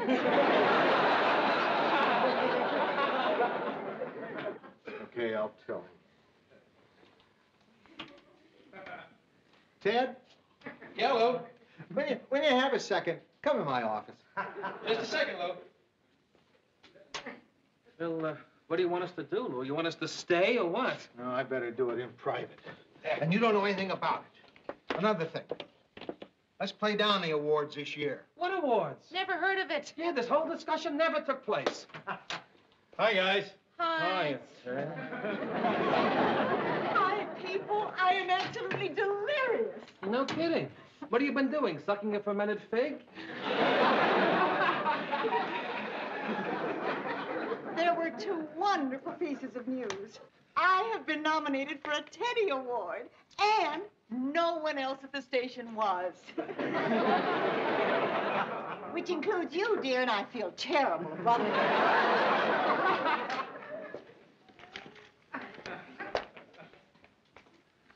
Who wants me to get another glass? Must be good news. He wants to propose a toast. Probably about the awards. Ted, the awards don't mean a thing. Nothing. What kind of sour grapes is that? I've worked 20 years for this award. I've baked and basted and fricasseed and hammed and flounced and flocked and puckered my little fingers off for this lousy award. Oh, don't tell me it isn't wonderful. Oh, it is, Sue Ann, and you deserve it. Oh, thank you, dear. That's why I was so anxious to tell you both. Well, it's just a nomination, but it's closer than I've ever gotten before. What category are you in? Daytime programming. It's a broad grouping. My competition is a religious program and a bowling show. Keep your fingers crossed. Oh, you're a shoo-in. Oh, frankly, I'm a little worried. The bowling show's a piece of crud, but that hotshot priest's a killer. Poor Ted. Although I must say, he is taking it pretty quietly. No. And Mr. Grant must have told him by now.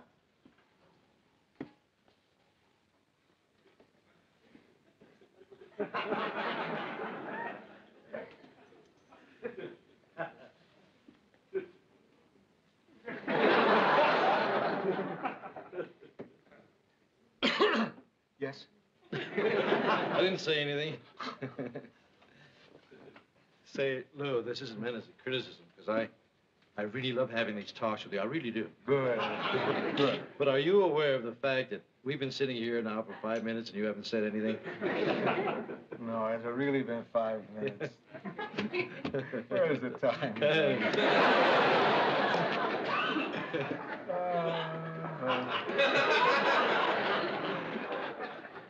You said you wanted to tell me something. Right. Right. Maybe you'll need this. Does you normally toast good news with champagne? This, of course, it's bad news. If it's bad news, Lou, I'd rather not hear it. Ted. I'm not strong, Lou. Some people take bad news rather well. I mean, it rolls right off the bat. But not me. I take bad news badly. I don't want to hear any bad news. Ted, I can't help it. Sure you can, Lou. But if you were thinking of firing me, you could change your mind. Ted, I'm not thinking of firing you. Oh. Well, that's great news. That wasn't the news. Lou, I can't take bad news. Unless it's about you, I might be strong enough for that. Ted, it's not about me. Look, take a really good mouthful of that. Come on, down the hatch. Down the hatch.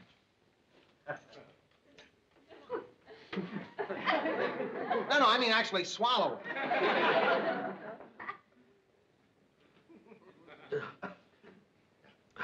Now, Ted, I'm going to give you some bad news, and I want you to take it like a man. Oh.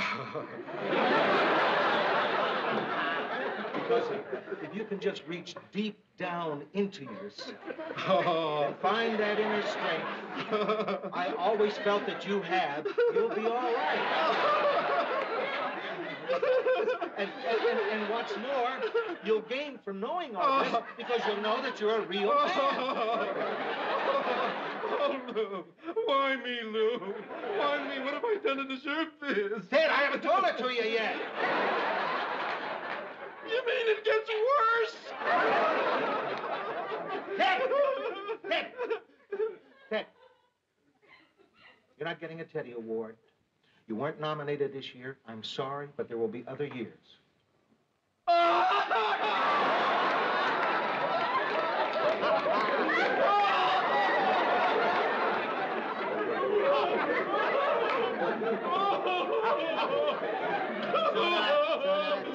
Ted! Pull yourself together and be a man. Oh, very well. Very well, Lou. I'm myself now. I'm okay. I'm fine. I'm fine. Oh. Oh. Oh.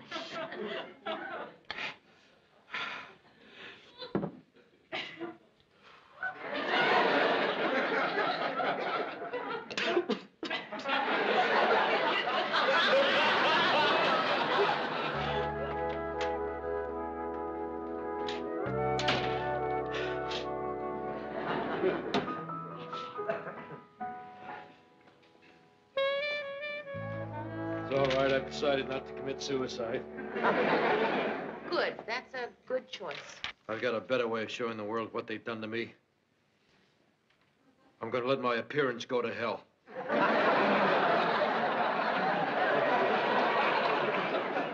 Ted, don't you think that's a little drastic? Desperate men use desperate measures, Murr. I'm going to neglect the crease in my pants. Let the part of my hair grow crooked. I'm going to wear unshined shoes. And clip-on ties. My career's all washed up. Mary, I'm sorry I let you down. Oh, Ted, you didn't. Ted, you want to know why you weren't nominated? It was my fault, Ted. My rotten writing cost you the nomination. I wondered about that.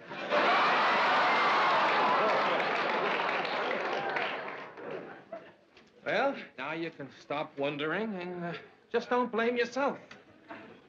That's right. You're to blame. You're the reason I didn't win the nomination. Thanks, Murr. It was rotten writing, that's what it was. Rotten writing was all Murray's fault. Thanks, Murr. Rotten writing. Rotten writing, that's what it was. Thanks, Murr. Yeah, I should have known better.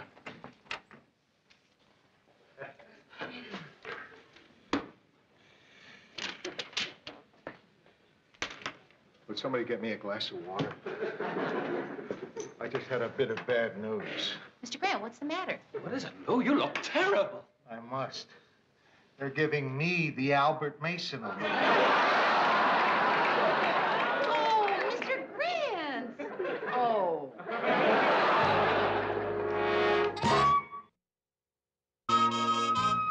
Hey, gals, have you heard the great news? The Teddy Brass has tapped me for a presenter's gig. Oh, Ted, those are the most wonderful words I've ever heard. What do they mean? That means I'm going to help present the awards. Actually, it's better than winning one. You're right, Ted, it is. Everyone knows that. Oh, Mr. Grant, here's the information you wanted. No, thanks, Mary. What are you grinning about, Ted? Ted's going to present the Teddy Award. He was tapped with a brass gig. It sounds awful, but it's really wonderful. Oh, great. Well, I'm glad you're happy about the awards, Ted. I'm glad somebody around here is happy about the awards. Mr. Grant has been given the Albert Mason Award, and it's a big honor. Then why is he grinding his teeth? Because I don't want it. They only give that award to old crocs. I'm not an old croc. I'm a young middle-aged croc. Mr. Grant, will you just tell me what's so terrible about receiving an award? I'll tell you what's so terrible. The winner has to make a speech, and I'm afraid of making speeches. Lou, can I offer you a word of wisdom? Ted, you can't spare it. Way back, I used to be afraid of giving a speech for a large group. Then one day, an old radio announcer came up to me and he said, think of them as all sitting out there naked.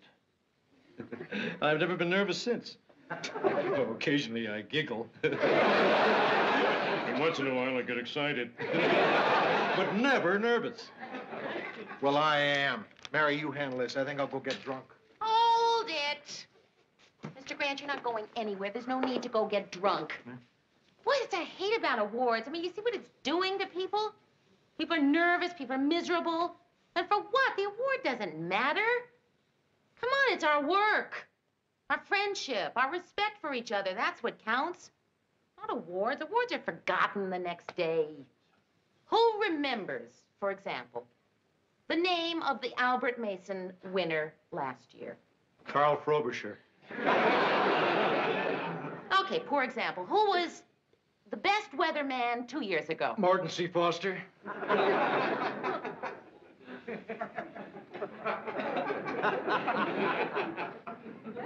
Best daytime documentary, 1971. St. Paul solved its sewage problem, John Epstein, Betty Ann Barnes. Come on, I'll buy a drink.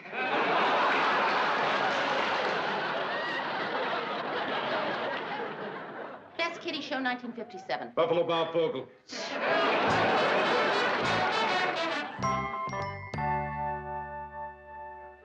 Mary, can I tell you something privately? Yeah, sure. Well, if anybody deserved a nomination this year, you did. I mean, you did the news, you produced it for the first time. You did a great job. No, I didn't. Yes, you did. No, I didn't. Yes, you did. If I go one more round, will you? Sure. No, I didn't. Yes, you did.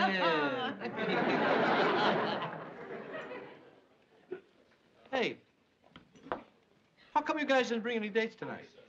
Well, frankly, Ted, I was embarrassed to bring a date, especially after the things that have happened the last couple of years. Me too. Now, Marie has boycotted the awards since that time Ted came over to our place after losing, swallowed a handful of pills out of the medicine cabinet. I didn't hear about that. Well, it didn't do any harm, except Ted will never get pregnant. It was terrible. I retained water for 2 months. I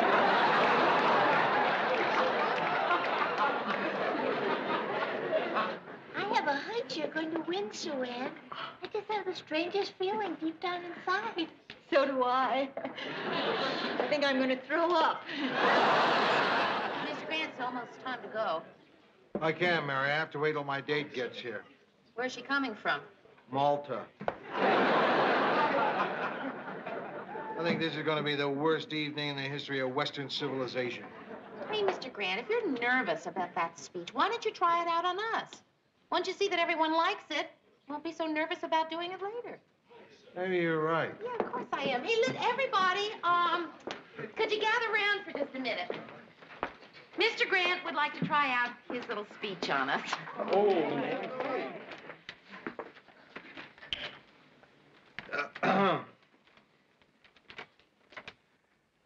Ladies and gentlemen, and members of the Television Editors Association. Wonderful.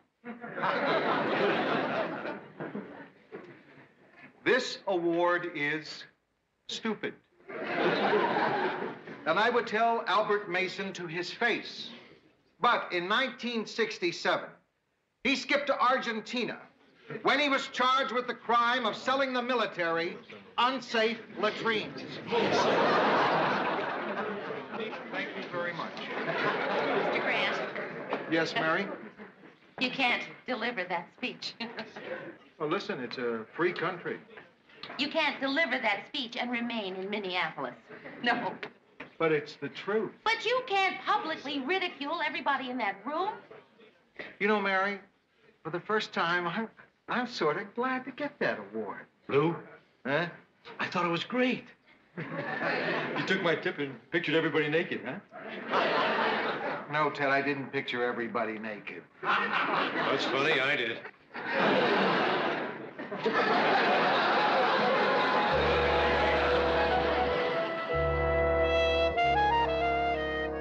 This year, the nominees are 3 fine programs.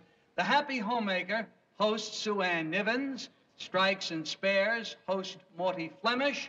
And Countdown to Glory, host Father James Dannenbrink. And the winner is... the winners are, we have a tie here, Sue Ann Nivens and Father Dannenbrink.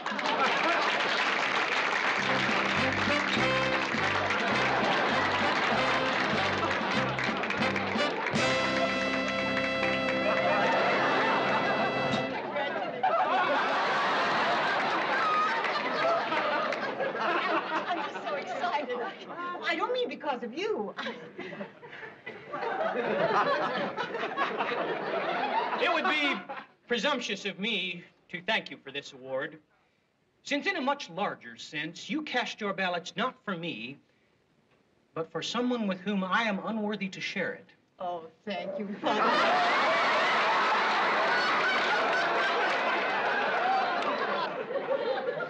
This award confers great honor. It also carries certain financial benefits. It will be contract time very soon. Thanks to you, this year, Father Dannenbrink and I can really put the screws to the big shots.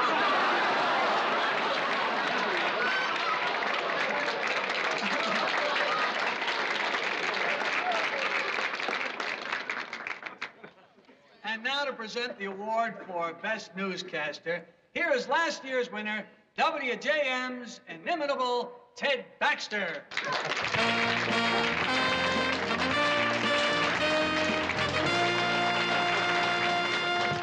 Hey, good to see you again. How you been?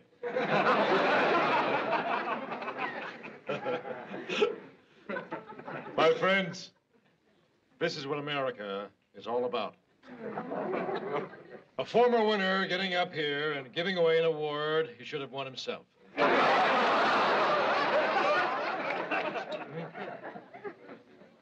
That's not my fault you're running late. You should have started sooner.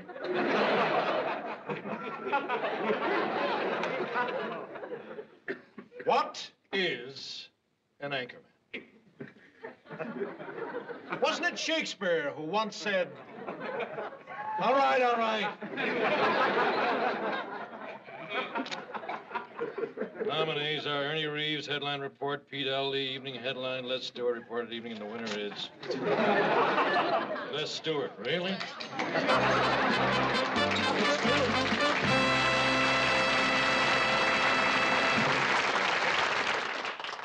Thank you.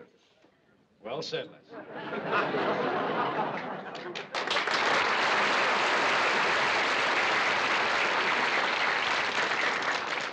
That's it. There's no one else but me.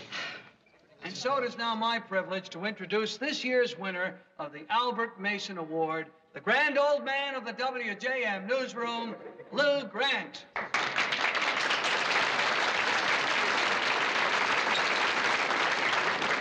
Up there. I'm not gonna go up. Lou, you got to. I'm not leaving this chair. Mr. Grant, you have got to go up there. He said I couldn't give my speech. I have nothing to say. Can someone accept the award for him? Yeah, she'll accept it. Accepting the Albert Mason Award for Lou Grant is, what's your name, dear? Mary Richards.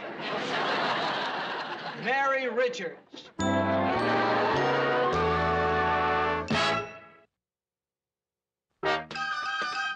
Mr. Grant, I am not going up there. You won that award, now you are going to accept it. Now go up there. Go. You're right. I gotta do it. I gotta do it.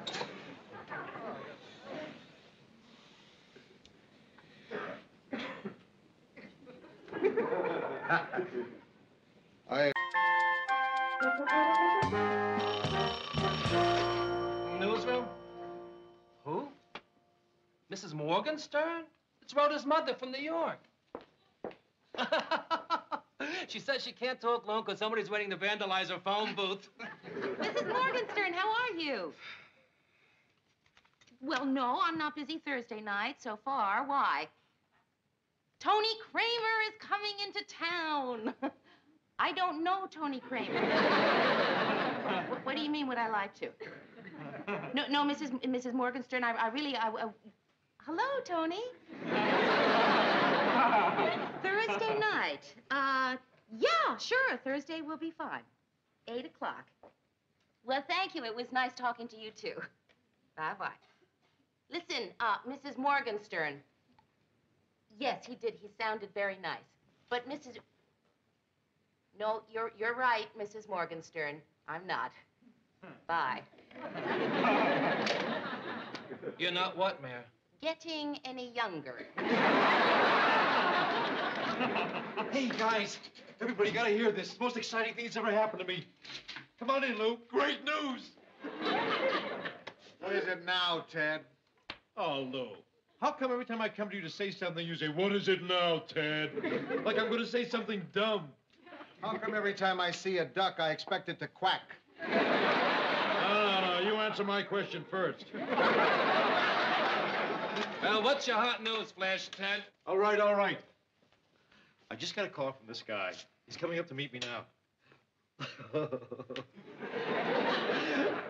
He's setting up a school for broadcasters, and he wants to use my name. The Ted Baxter Famous Broadcasting School. It'll be right here in Minneapolis to start, but it could spread all over the country. Unless they find a vaccine for it.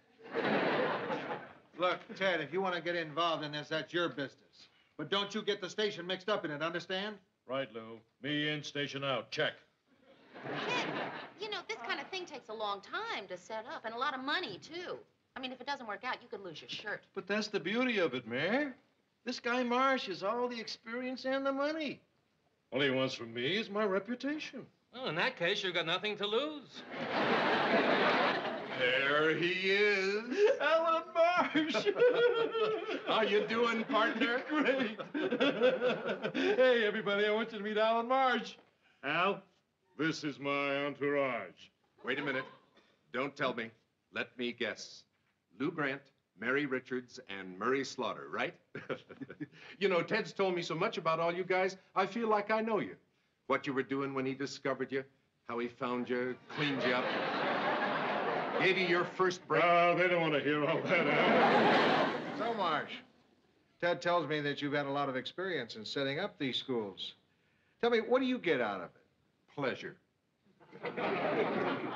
You know what it feels like to watch a kid off the street turn into a disc jockey? You see, Lou, it's kind of a mission with me. I travel around, I stop in a city, I sort of plant the seed, nurture it, watch it sprout. Yeah, sounds fine. What do you need Ted for? Fertilizer.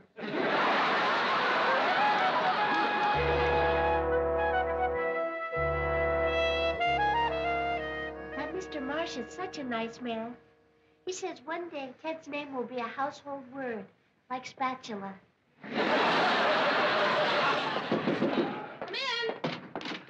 Hi, Mary. Hi, Ted. Hi, Georgette. How did your meeting go? Marsh told me that Ted Baxter's famous broadcaster school will open next week. Gives you goosebumps, doesn't it, Mary? Well, Ted, I have a high goosebump threshold. I guess you wouldn't know what it's like to claw your way up from the gutter, would you, Mary? Come on, Ted. You didn't claw your way up from the gutter. He clawed his way up from the middle class. Well, sometimes it's tougher to claw your way up from the middle class than it is to claw your way up from the gutter. Isn't it wonderful, Mary? Only in America could a man who never graduated from school own one. Wonderful. Mary, look out there. You know what that is out there? 54 Chevy. That's my town, Mary. Minneapolis. M-I-N-N-I-N-N. I love that toddling town. My school's going to be out there, Mary. Out there for kids who won't have to make the long, hard, grueling trip to the top that I made. Out there for kids who want to learn the blood and guts of the broadcasting game. Out there for any kid with dreams and ambitions and $300. I'm going to be rich, Mary. I'm going to have all the things that only money can buy. Happiness, good health, spiritual fulfillment. And then one day, I'm going to use my money to do something good for my country. I'm going to make a huge contribution to a presidential candidate and buy myself a political appointment. Ted Baxter, United States Ambassador to Hawaii.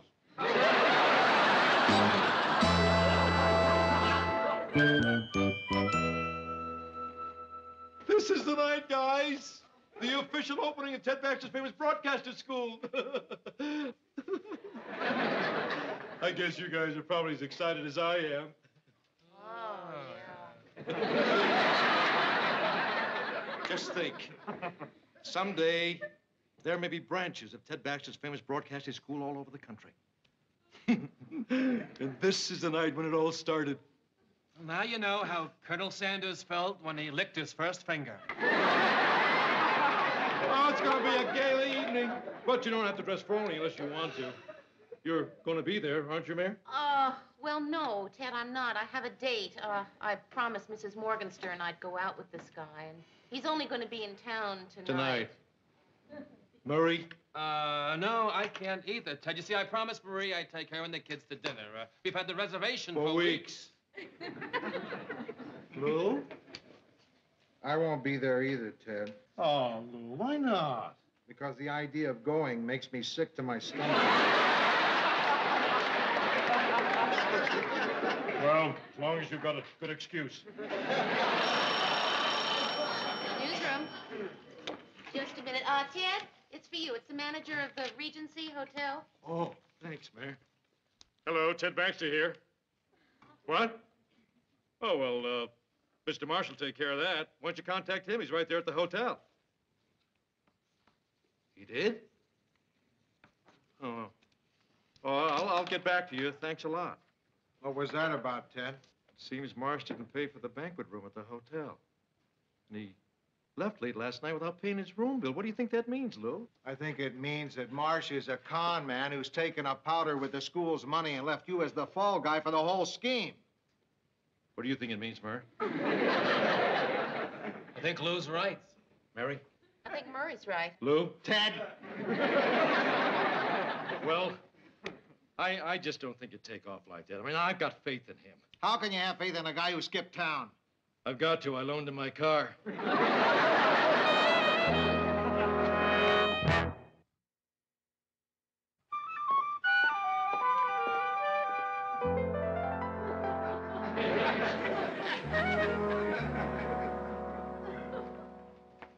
guess I really made a fool of myself, taken in by a cheap con artist.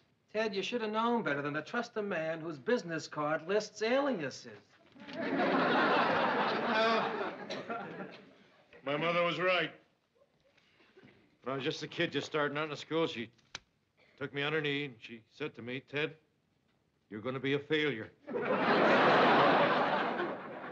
Oh, Murray. Mary, what am I going to do? I mean, you got to help me. I mean, hundreds of people are going to be demanding their money back. I could get arrested. I could go to jail. And it's not even a big enough crime to write a book about. Don't worry, Ted. They're not going to put you in jail for something silly like conspiracy to commit fraud. Murray, I think you and I better talk to Mr. Grant. Come in. Mr. Grant, Ted really needs help. I've known that for 10 years. Come on, Lou. A thing like this could cause big trouble. Look, I told Ted when he started up this whole business that he was strictly on his own. But he's not on his own. Mr. Grant, we are all involved. Suppose tomorrow's headlines were to read, WJM anchorman jailed in broadcast swindle. What would your feelings be then? Mixed.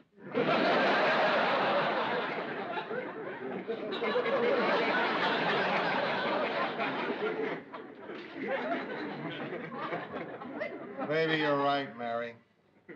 Yeah, Lou? How much will that hall for tonight cost? $200. Pay it, then you go there and tell those students what happened. I don't have $200. You haven't managed to save $200 on your salary? Oh, you mean in the bank? Ted, refund everyone's money. What? What if 100 people signed up, Lou? At $300 apiece, that's That's $30.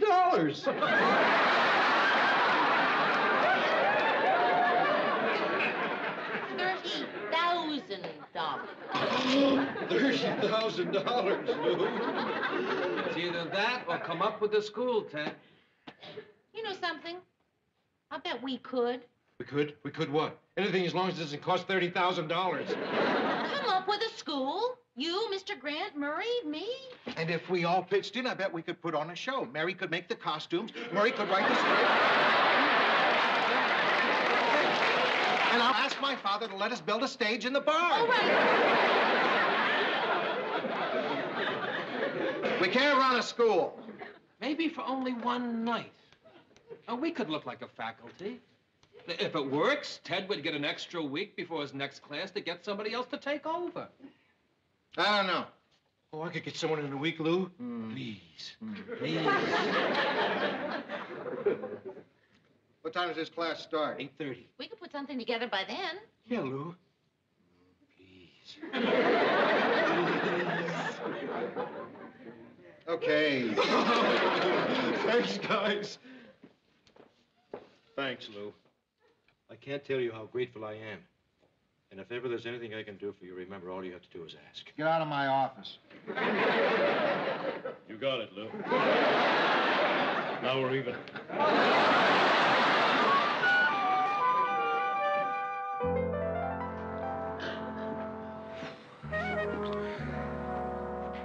Oh, come on. We've been at this for an hour. How difficult can it be to come up with an orientation lecture? Where are we so far? Welcome, students. Mary, we don't have much more time to come up with something. I think we're looking too hard. I think it's right here in front of us. Now, we're all in broadcasting, right? And the class is about broadcasting. So all we have to do is tell the class how we do what we do. That's terrific. Murray, of course you'll tell about writing. Mr. Grant can talk about what he does, budgets, scheduling. I don't want to talk about budgets. Well, that's what you do. I know, but it's boring. I don't want to talk about budgets. Yeah? I'm looking for a Mary Richards.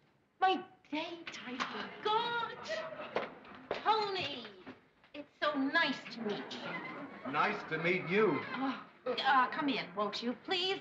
This was Lou Grant. Lou? In there, and Murray Slaughter. Murray? This is Tony... Kramer. Kramer. Very nice to Nice meet you, to Tony. meet. Nice to meet you. Oh, These are for you. Thank you. Tony, I really have to apologize about tonight. Since I talked to you on the phone, something has come up, and I'm going to be busy for the next couple of hours. Oh, So, well, that's all right. I've really got nothing else to do. I don't know anyone else in town, so if you don't mind, I could just wait around and we could go out to dinner afterwards. Well, sure, if you don't mind. Great. Do you like French food? I don't know why I brought it up. I don't know how to talk about what I do. I don't know what I do. I just do it. I like French food myself. That and Chinese are my favorites.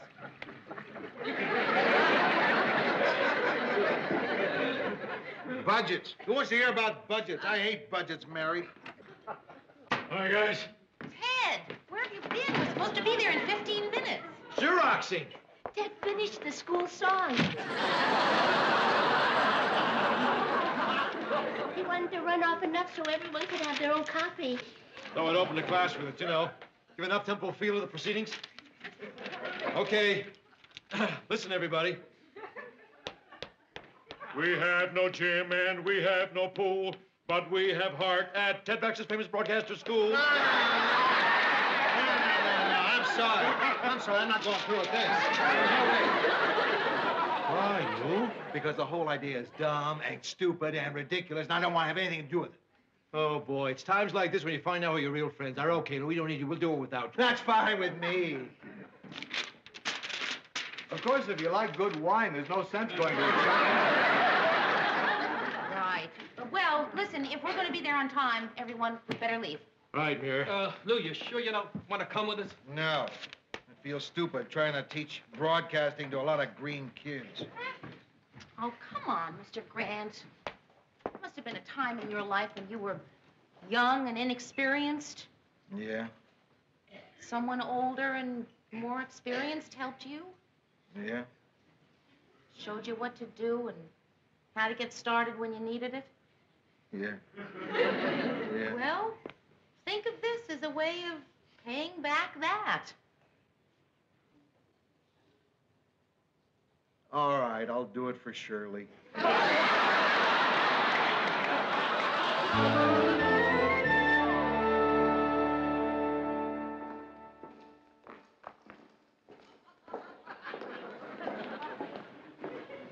Do you like French movies? Yes, I do. Very, very much.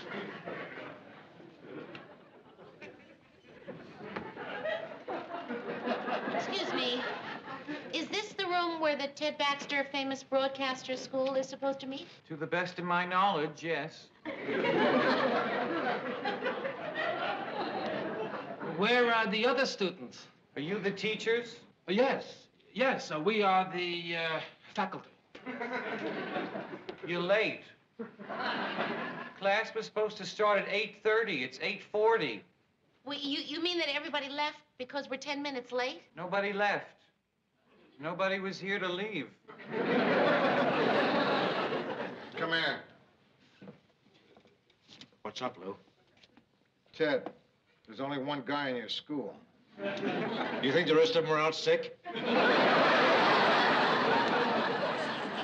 We can't teach a course to just one person. I'll handle it. Look, kid. There's not going to be any school. As you can see, the turnout tonight is less than we expected.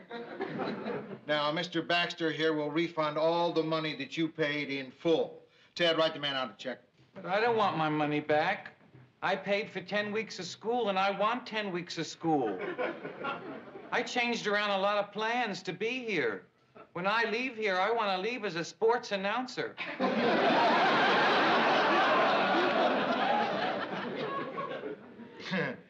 Listen, let's be reasonable about this. You wouldn't want to be the only student in the whole school. Who would you study with? Who would you take to school dances? You can understand how that wouldn't work, couldn't you? No. All my life, I've been the understanding, nice guy. People push me around. I understand. When my parents gave my brother, Richard, piano lessons, my father took me aside and said we could only afford piano lessons for one of you, so we're going to give them to Richard. Understand? And I said, sure, Pa, I understand. And then when it came time for college, my father said we could only afford to send one of you, so we're going to send Richard. Understand? And I said, sure, Pa, I understand. And now you want me to take my money back and say I understand. Well, no deal. I don't understand. So start the class. Or you can all talk to my lawyer, Richard.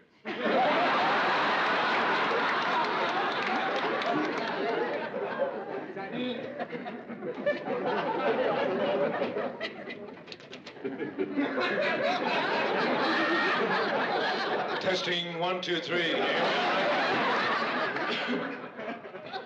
Ladies and gentlemen, I'd like to take this opportunity to welcome you all to the first semester of the Ted Baxter Famous Broadcaster School.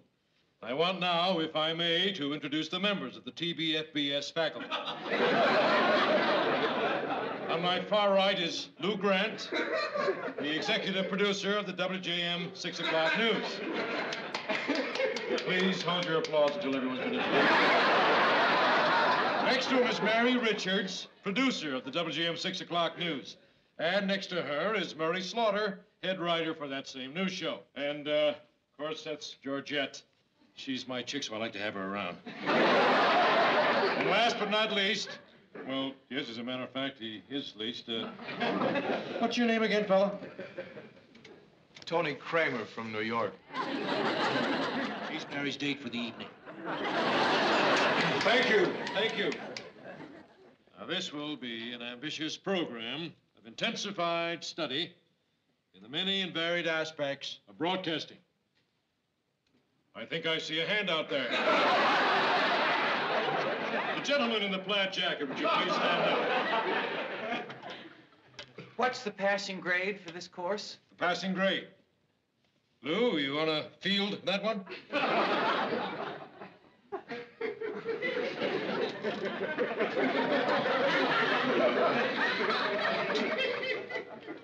We'll probably go by a class average.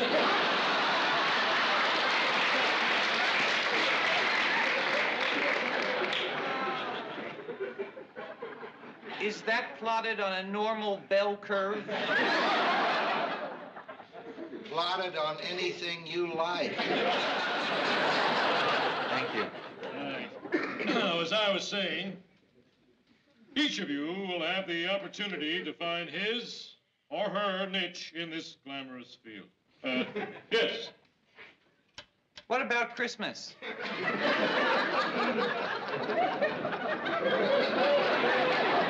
Hurry!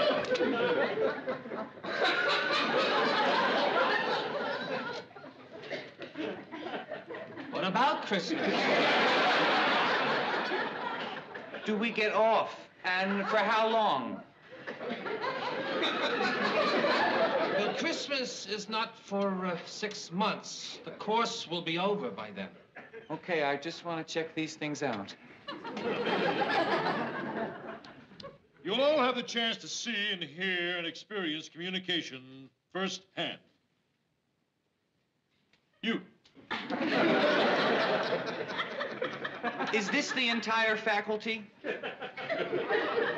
Mary? No, we are just the department heads. Who is this person? What are you doing? Yes, during the next 10 weeks, you'll work long and hard. You'll all know you're ready to enter the wonderful world of broadcasting when you finish.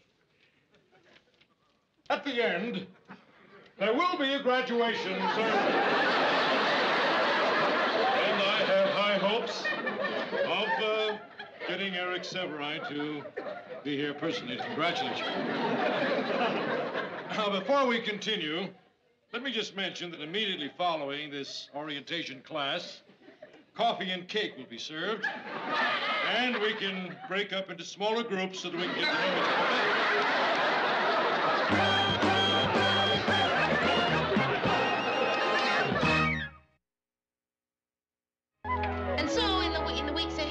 discuss such topics as on-the-spot reporting, libel laws in broadcasting, program logs, and the anchorman in these changing times. Thank you. No, don't.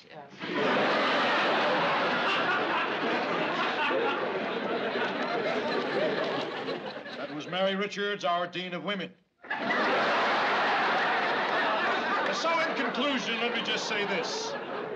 Tonight, you have taken the first step on that long but exciting journey to being a broadcaster. Work hard, study hard, and remember,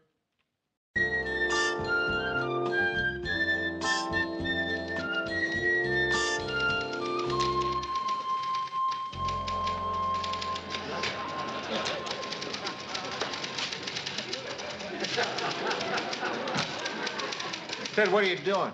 I'm having some new publicity shots taken. Since when do you smoke a pipe? I don't. Bought it for the photo session. Do I look like Cronkite? Actually, more like Mammy Yokum. Oh, Lou, don't go in your office. You're going to miss Mary coming back from lunch. Well, maybe you can tell me what it was like later. Lou, you know that guy she's been going out with the past 4 months? The guy we think she's kind of serious about? Well, I think he may be with her. I'll stick around. Mary, serious with somebody? Look, that's a wrap. Enough of what I told you. Mean about the dimples? Right. You don't have any dimples. I will now. What? Okay, we're all anxious to meet this guy that's been taking Mary out. All right, out of fairness to Mary, let's try not to make her feel uncomfortable. You didn't look at Murray once when you said that. Dad, when there's a fire, you don't aim your hose at the hydrant. Indeed not. Mm-hmm. So why don't you get lost, Ted? But I want to see him. Ken, that was really a great lunch. Thank you. Sure. Look, Mary's guy is broken. Ken Arnett, I would like you to meet Murray Slaughter, Lou Grant, and Ted Baxter. Hello. Hi. How are you? Good to meet you. Nice to Heard meet a lot about you. Hey, how'd you break the old wing? Oh, my dog did it. I was getting out of my car, and he jumped up and slammed the door in my hand. Would have been better if you told him to roll over and play dead. Listen, I want to go over a few things with you guys in my office. Oh, yeah. Well, it's nice meeting you, Ken. Same here. Ted, aren't you coming into my office? No. So, Mary, this is the guy you've been seeing all this time, eh? Well, I approve. Set your hook, cast your line, and reel him in.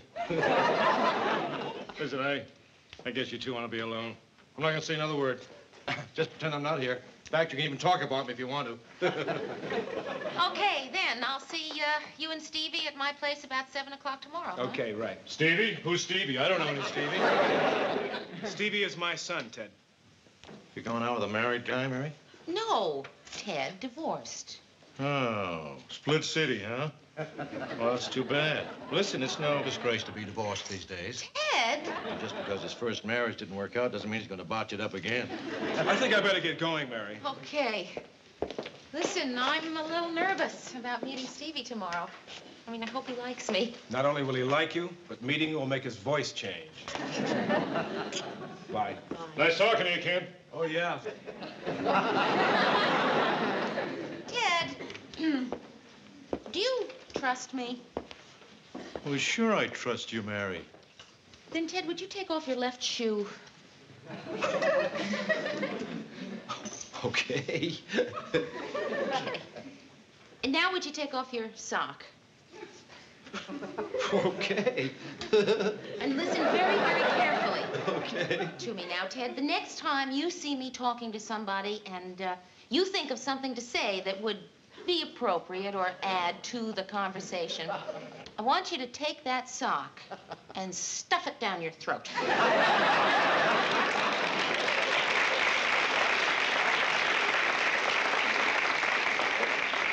What about the shoe?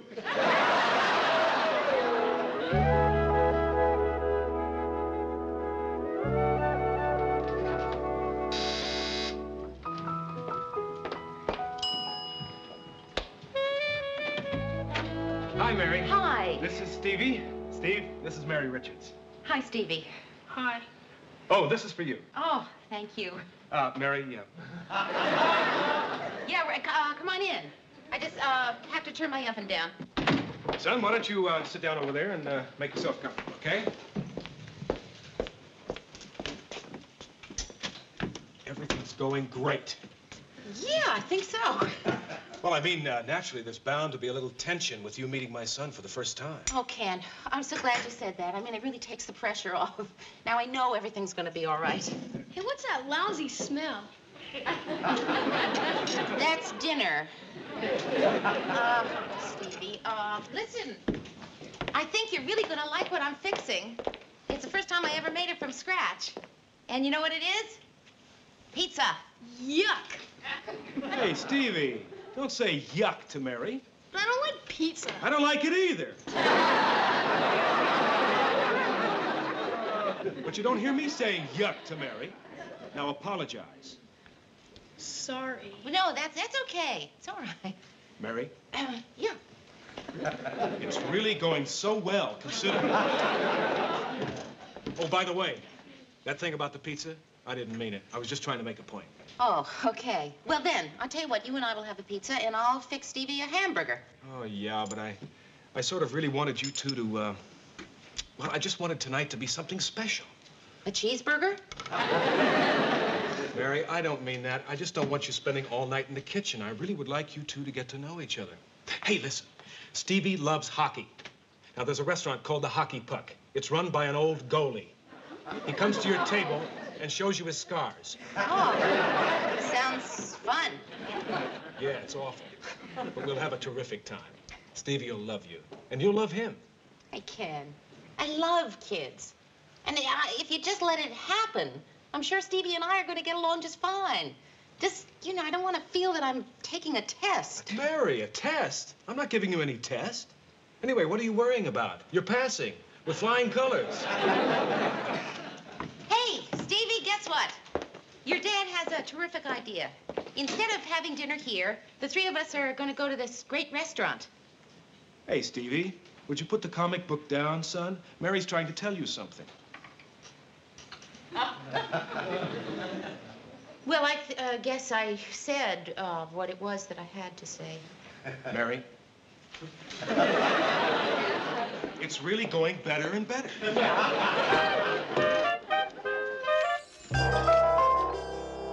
Hey, Lou. Do me a favor and help me pick out the right picture. I'm not crazy about this one. I have sort of a faraway look in it. Not far enough. Hey, this is a great one. See how I captured that thoughtful look? Like an idea just occurred to me?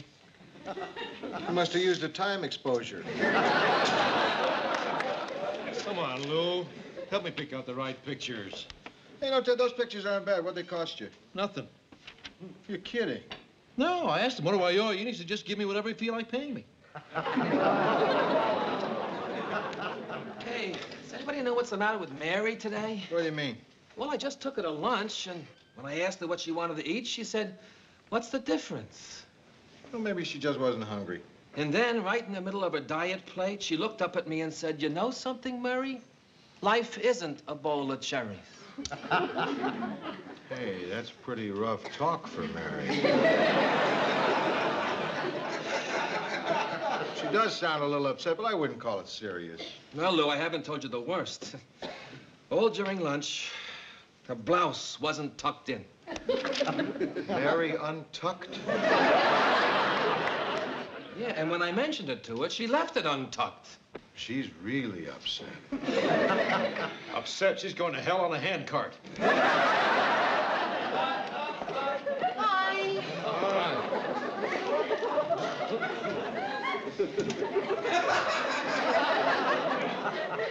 Mary, Mr. Grant. your hair looks nice. Thank you. Yeah, what do you call the way you got it? Combed? Yeah. Yeah, suits you. Thank you.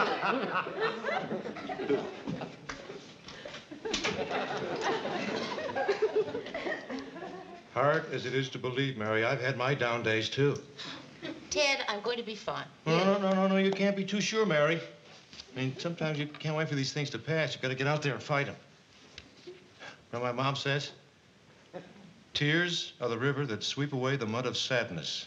I guess every mother in the whole world has said that at one time or another. Did your mom ever say that to you, Mary? No. What did she say? I don't know. Brush your teeth. Well, that's good, too. See, the point my mom was trying to make was that if you let out your emotions, it stops hurting. So, Mary, why don't you put your pretty little chin on my shoulder and cry your heart out? Well, Ted, thank you. That's really very nice It'll of you really to want help to you, help, but Mary. I'm not. No, I'm really not that upset. If you're worried about tears falling on my $140 jacket, forget it. No, Ted, it's I not want to do that. this for you, Mary. Ted, really, I'm Please. sorry. No. Lay off!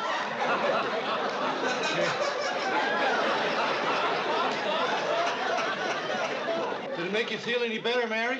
No! I know what it is. You're afraid to open up to a man. What you need is another woman. I'm gonna find you somebody that's warm, compassionate, and understanding. Oh, Sue Ann. See, would you do me a favor? Mary's really got the blouse. Would you stay here and help her until I find somebody that's warm and compassionate? Sue Ann, I don't need any help. I don't know why Ted finds it so hard to understand that there are things that people just don't want to talk about sometimes. I understand, dear. What sort of things? Sue Ann, I really don't want to talk about it. Mary, you help everyone with his problems. You get a lot of credit for it, too. Affection, even. Now, you must help me prove that I can be a giving, understanding, sympathetic person like you. If you don't, I'll turn on you like that.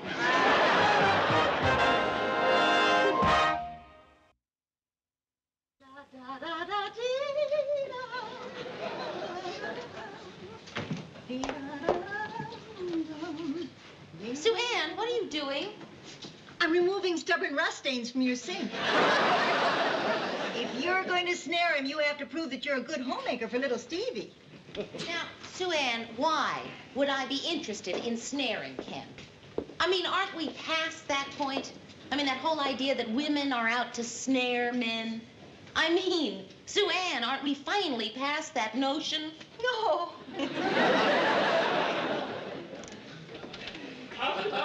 Mary, have you ever tried to relate to Stevie on his own level? Yes. That's your mistake. Why? Sue Ann, children are people. They have minds and interests and lives of their own. Of course they do, dear. But their lives are boring and their interests are dull. I mean, what do they do at that age? They stuff their shoes. They wear out their clothes. They wipe their noses on their sleeves. They're just marking time till puberty. Now that's interesting. No, you don't relate to children. You handle them. Well, I'm sorry, Sue Ann, but I don't agree with that. Steve, hi. Hi. Where's your father? He's coming from work. My Aunt Helen dropped me off. Oh. Well, Steve, I'd like you to meet Sue Ann Nivens. She comes in twice a week to scour my stains. Hello, Stevie. Would you like some cookies and milk? No, I'm too old for cookies and milk. Oh.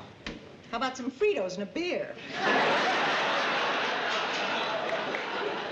Sue Ann, you really don't have to stay. Oh, that's all right, dear. I haven't quite finished over there anyway. You and Steve just go right on forging your relationship.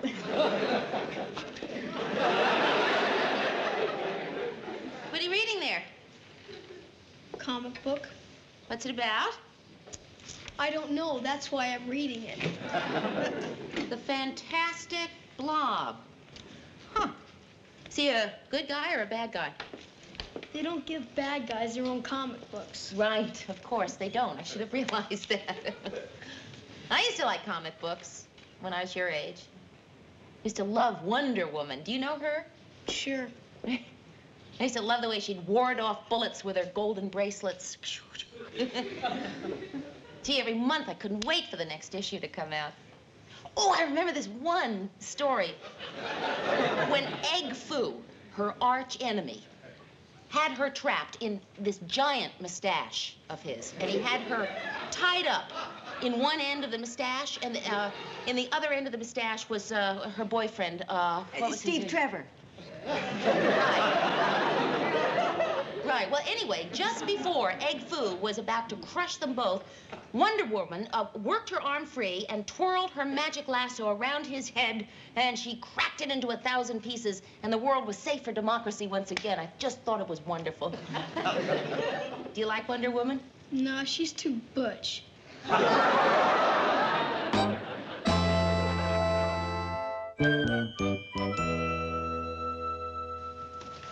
Well, another week, another $834.67 after deductions. And you earned every penny, Ted. Not the dollars, just the pennies. Well, I'm off. Yeah. You know, it's been a good week for news. Some good human interest, a couple of juicy scandals, and just enough disasters to be interesting without being depressing. Good work, Mer. You coming, Mayor? Yep. Well, I hope you have a good weekend. Thanks, you too. I got a big one planned. Maria and I are going to look at a new car. Oh, yeah? What are you getting? No, I'm not. My neighbor got one. We're going to pack a lunch and go look at it. Uh-huh. Come in.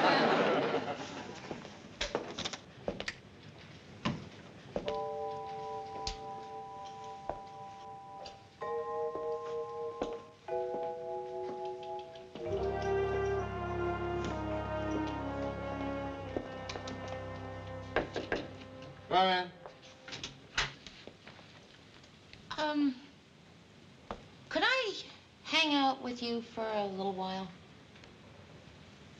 Yeah.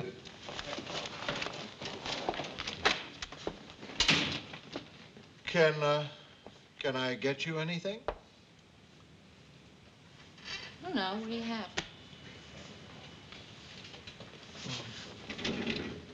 Oh, you're in luck. I have a raspberry lifesaver. Oh, good.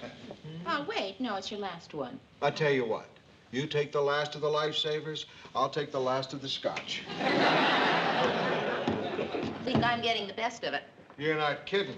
That lifesaver is older than this scotch. Am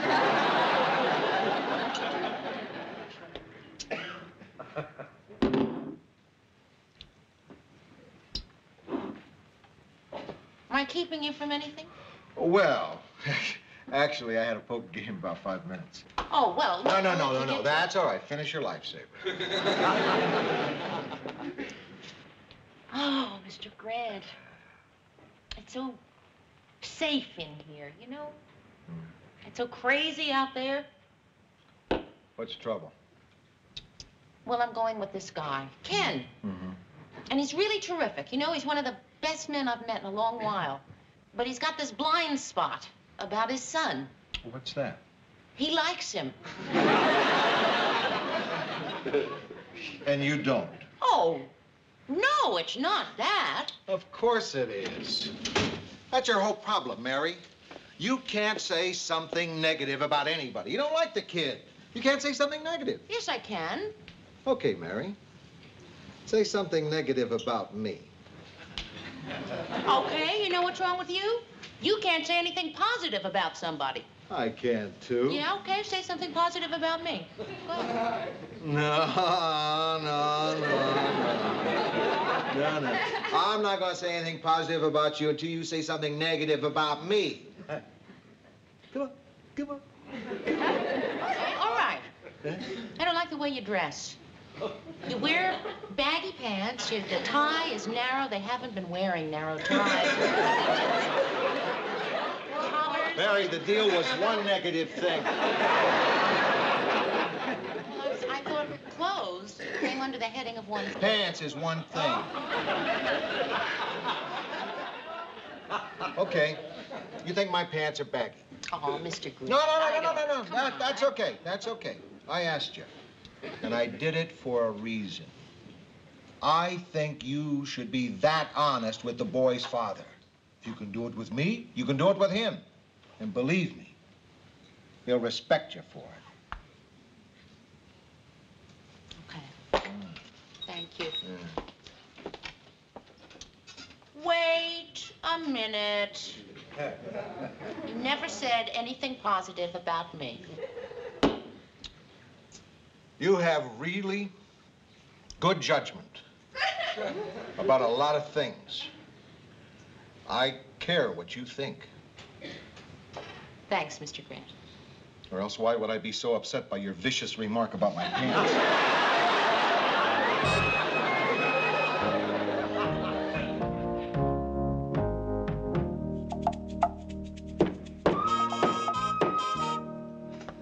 Okay, not too bad for a one-armed paper hanger. Gee, you really went to a lot of trouble. I hope Stevie doesn't suspect. No way. His Aunt Brenda took him to the movies. This is going to be the biggest surprise of his life. Well, Stevie's not back yet. Oh, good. I brought the ice cream. Mary, this is my ex-mother-in-law, Ethel Kendricks. Ethel, this is Mary Richards. It's very nice to meet you. Same here. Well, I'll take this to the refrigerator, and then I'll put the candles on the cake. You know, it just occurred to me that this party might not be too comfortable for you, since I've invited so many of my ex-wife's family. Oh, no, don't be silly. I've been really looking forward to meeting your ex-wife's family. Well, it won't be all that bad. After all, we all have something in common. What? We all love Stevie. Yeah, tough not to love him. Such a wonderful kid, isn't he? Don't you think? Huh? Right, Mary? He really is, isn't he? Well... Stevie's not wonderful? Well, Ken, here's what I think. I think, that kids are people, you know, and, well, maybe it's just a phase that Stevie's going through right now, or maybe it's even a phase that I'm going through. Hey, Mary, you sound like you don't even like Stevie. Well, this is, you know, a very hard thing to say. No, please say it. Okay, I guess what I'm trying to say is that even though I realize that things are going to get better, you know, and that probably in a couple of days, even I'm going to just love Stevie, right now, I just don't like Stevie. Oh, excuse me. I don't believe what I just heard. Oh, you don't like Stevie? You don't like a 12-year-old boy?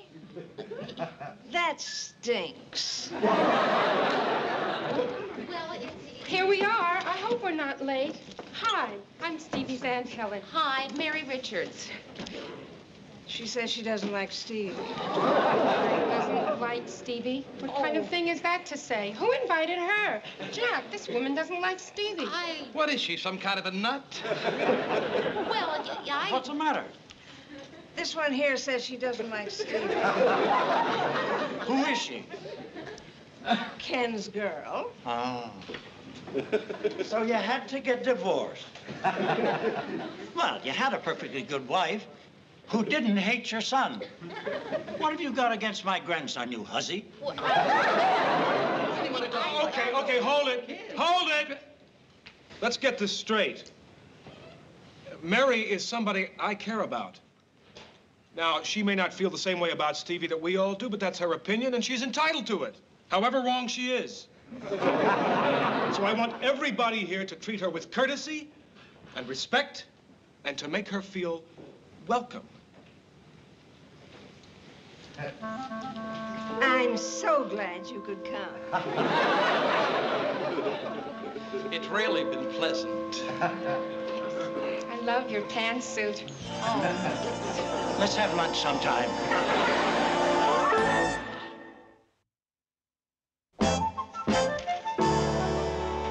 Well, this is the one I finally decided to go with. Isn't it a great picture? I call it Portrait of Ted Baxter. Right, like Dorian Gray. As the years go by, you're going to stay the same, but your picture's going to get dumber.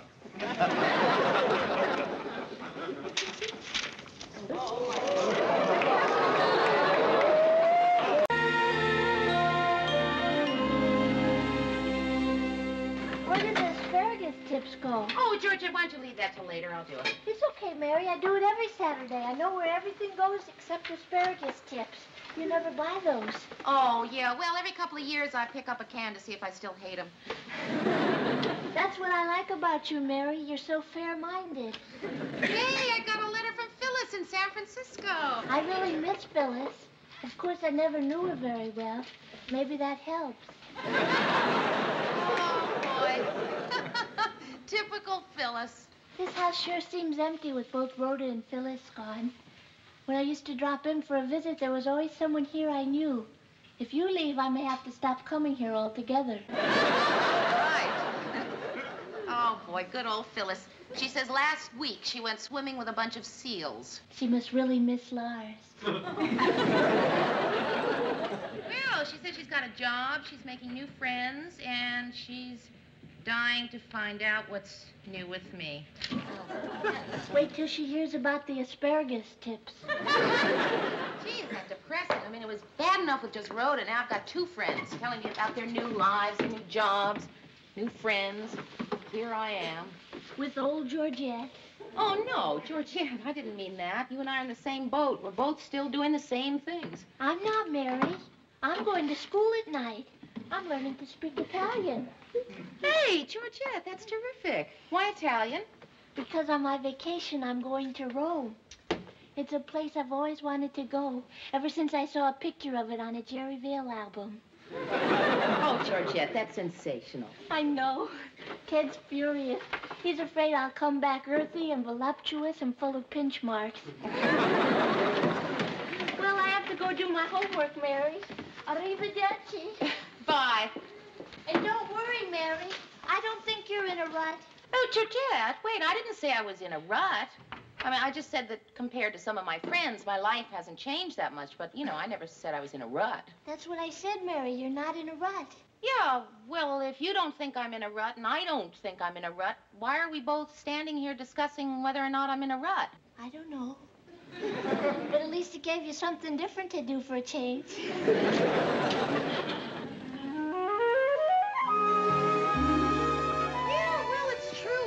Everything in my life is so predictable. Oh, take it easy, Mare. See, like, I knew you were going to say, you always say, take it easy, Mare.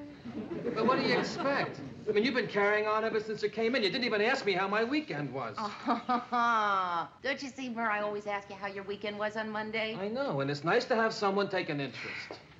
How was your weekend, Mare? The usual. I mean it, Mare. Everything in this newsroom is just the same, day in, day out. For example, it's Monday, so Mr. Grant will walk in the door with a terrible hangover and say he wants to be left alone. Good morning, Mr. Grant. Sorry, I don't want to see anyone. So big deal. Who wants to see him anyway? She does. Morning, people. Hey, this is getting spooky. And she'll ignore what I tell her. Mary, is Lou in his office? Yes, he is, but he doesn't want to be disturbed. Thank you, dear. Hi, guys. Hi, Ted. Say, listen, Mary. If anyone wants you, you'll be in your dressing room with Georgette answering your fan mail.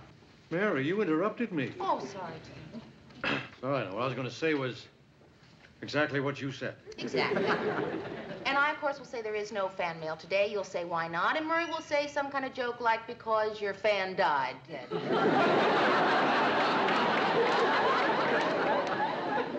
I don't have to take that from you.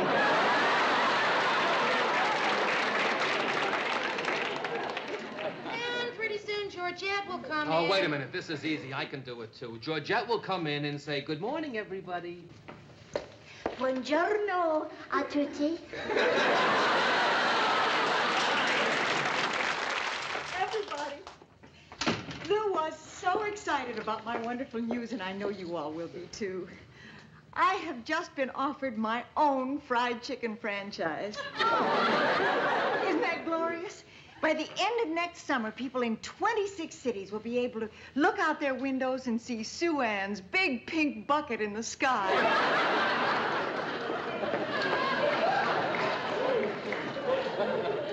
Well, there's something new for you. Oh, come on, Murr. It's happening to her, not to me. Oh, come on, Mary. Everybody feels in a rut now and then. Listen, why don't you go in and talk to Lou? Because that's what I always do. I always talk to Mr. Grant. It's part of my rut. Well, this time I'm not going to talk to Mr. Grant.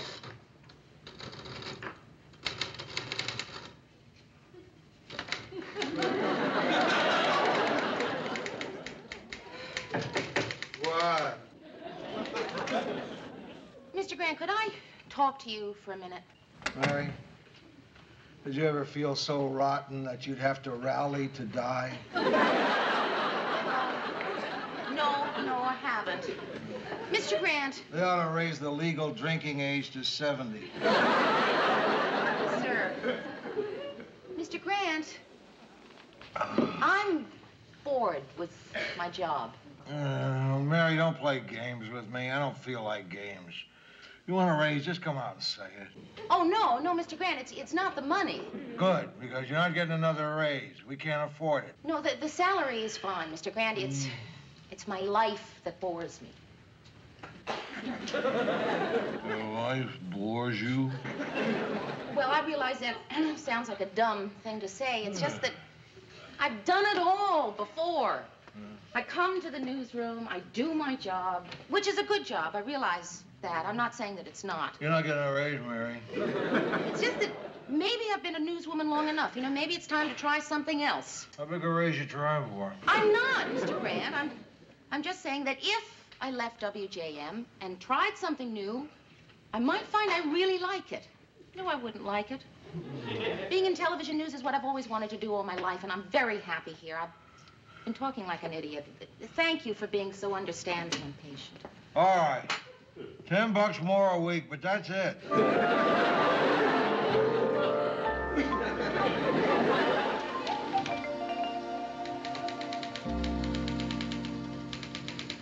Morning, Murray.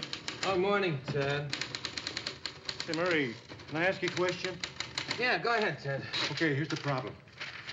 Let's assume that you've had a long and satisfactory relationship with a member of the opposite sex. Suddenly, she decides she has to leave the country. What would you think? I don't know, Ted. Did Georgette get you in trouble? Come on, Murray, be serious. I mean, why does she want to go to Rome? I mean, what has Rome got that's so special? Well, lots of things, Ted. For instance, the Colosseum. Georgette hates sports. I know why she wants to go to Rome. I've seen those movies. What kind of movies? La Dolce Vita, that kind of movies. I know what they do in Rome all day. Orgies. With whips and midgets. I don't believe this conversation. Ted, Rome is the eternal city. Since when?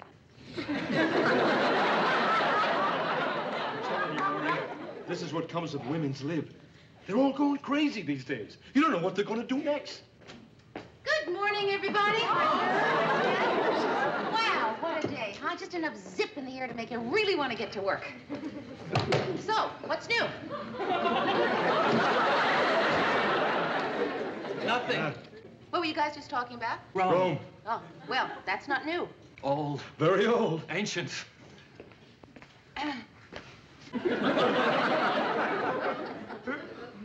Morning, Mr. Grant. Hi. Well, what do you think? About what? About my hair. Come on, you guys. Blonde, isn't it? Mary, I'll tell you what I think. I think it looks absolutely fantastic. Mary, you never looked better in your whole life. And you know something else? It proves something very important. It proves you're not in a rut. Because nobody in a rut would ever have the guts to dye their hair like you did. Hear, hear. Thank God.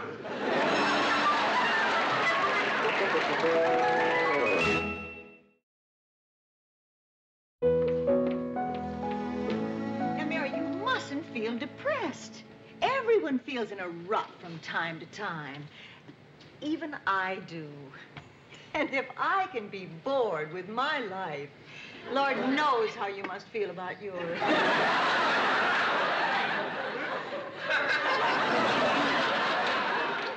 You know, dear, the first thing we're going to have to do is decorate your apartment. You mean redecorate? Oh, you mean it's been done before? Well, don't feel bad. I mean, what can one expect when one rents a furnished apartment? Sue Ann, all of the furniture here is mine. I knew that, Mary. I was just trying to give you a graceful way out. You see, dear, an apartment should express the personality of whoever lives there. Well, take mine, for example. The minute you walk in, the decor says Sue Ann Nivens. Right. Early American. Poor Mary. Poor, dear, sweet, adorable Mary. If it makes you feel better to spew forth your filthy venom, go right ahead.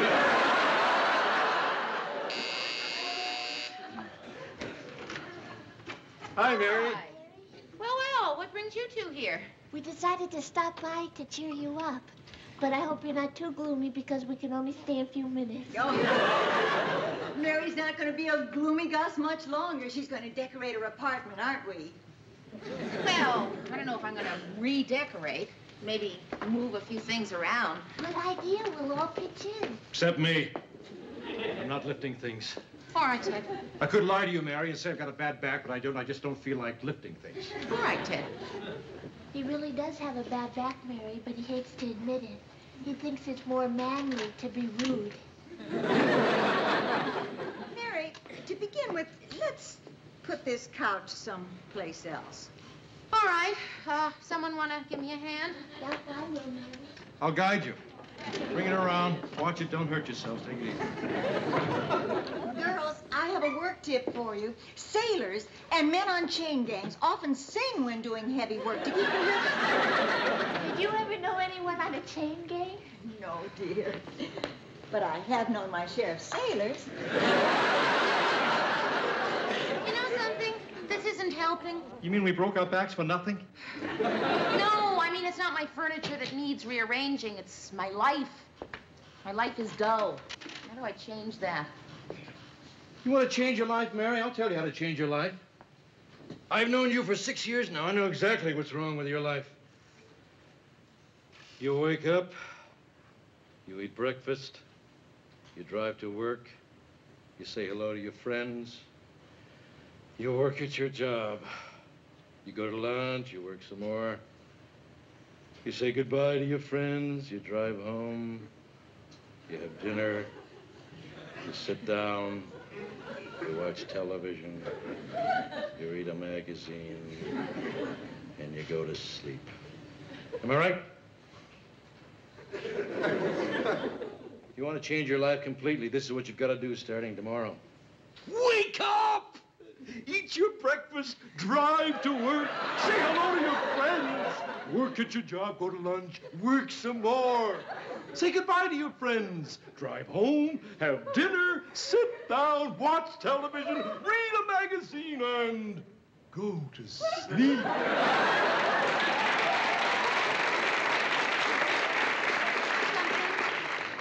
Ted, that was absolutely wonderful. I mean, it was profound. And you're absolutely right. It's not what you do, it's how you do it. No, Mary, that's not what I said.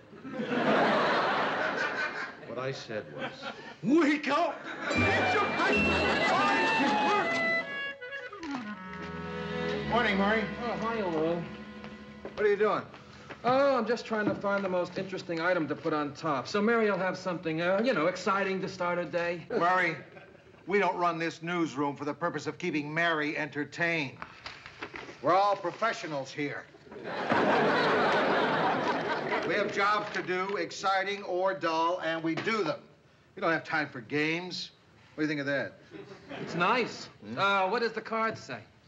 It says, Dear Mary, thanks for everything. From the Hells Angels.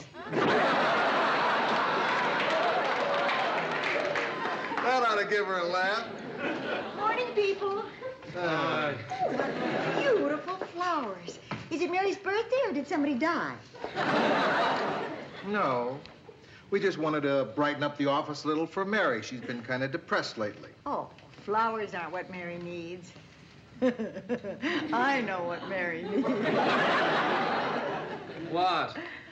What Mary needs is a man. What are you talking about? She goes out with plenty of men. I'm not talking plenty of men. I'm talking plenty of man. A different kind of man than Mary has ever known before. One who would bring out the animal in her. Anybody ever bring out the animal in you, Sue Ann? If they did, it probably turned out to be a rabbit.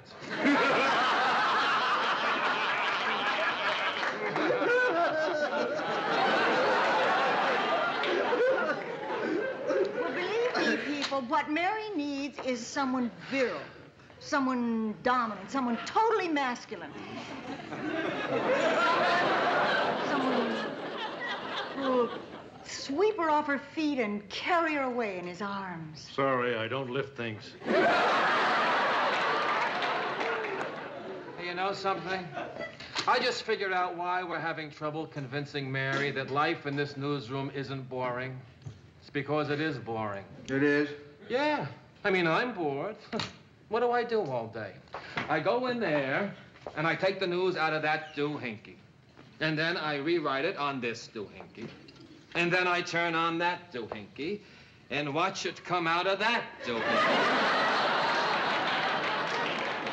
You know, I know just how you feel, Murray.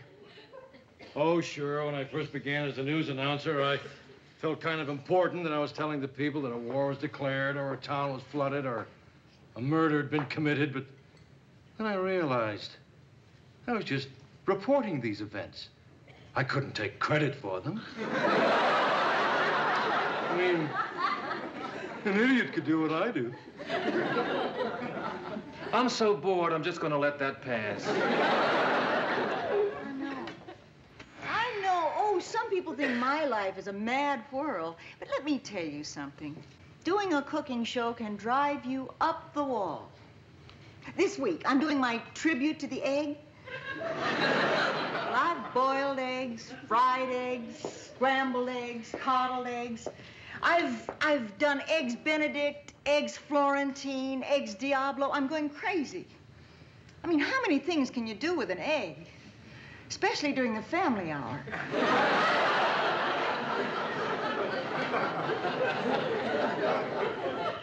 Hey, let's face it.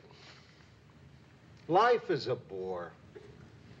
You're born, you die, and everything in between. There's nothing but filler. Hey,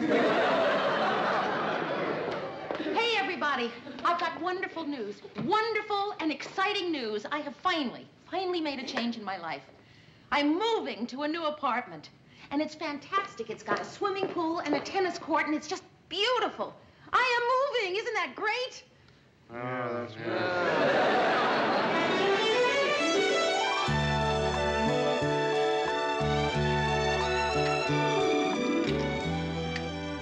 Well, here we are, Miss Richards. Here's your keys. I hope you're gonna like it. Oh, I'm sure I will. And if there's anything you need, I mean, if you're in trouble, don't hesitate to call me. I'm always around, except Sunday.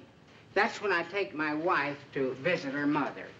It's usually 6 or 7 o'clock before we get back from the cemetery. Her mother's dead.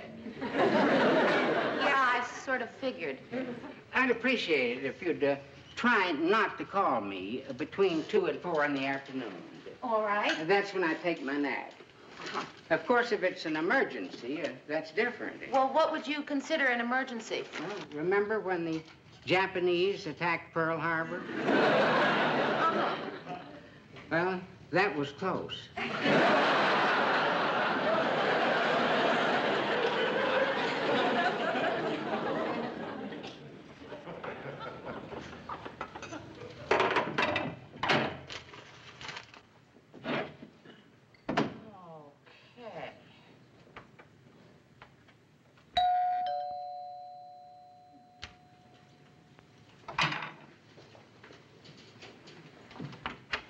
Hi there. Say, you're new, aren't you? Yes, I am. My name is Gordon, Jim Gordon. I live 2 flights up. The Muzak was playing in the elevator, and I didn't have anybody to dance with.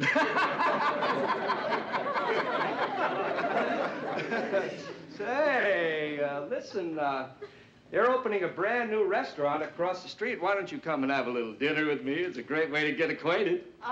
Look, Mr. Gordon. Jimbo. Don't take this personally, but before I moved in here, I specifically asked if this was a singles place. I didn't want that. Who's single? Say, you haven't told me your name. That's right. I have an awful lot of unpacking to do, so... You need any help? No, I don't. Wait a minute. I bet I can guess your name. It's Marilyn, right? No. Maxine? No. Mavis? No. Marta? No, if you'll please excuse me. Molly? Mona?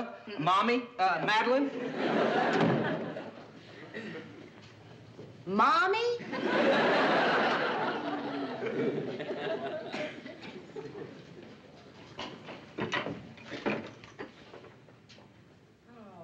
Okay.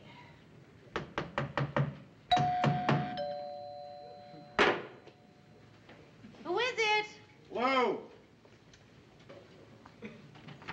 Surprise! We thought we'd give you a little housewarming. Mr. Grant, Sue Hiya, Mayor. George Hi, Mayor.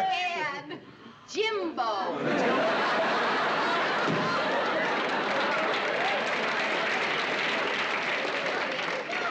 Hey, it's a great apartment, Mayor.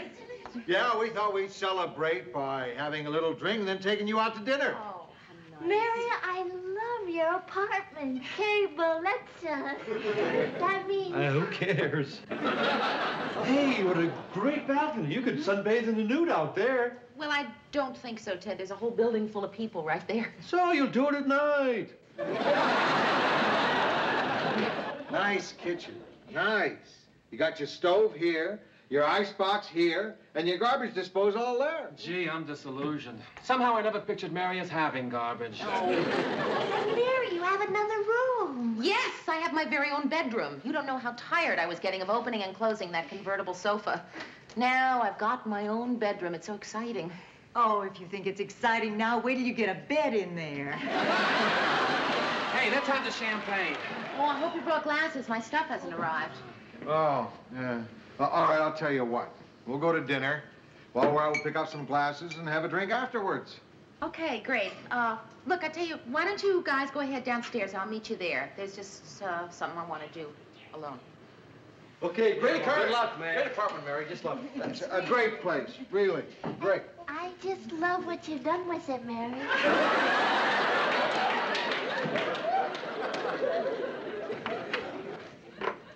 Everything okay? Oh, yeah. I just want to get the feel of my new place alone for a few minutes. I understand.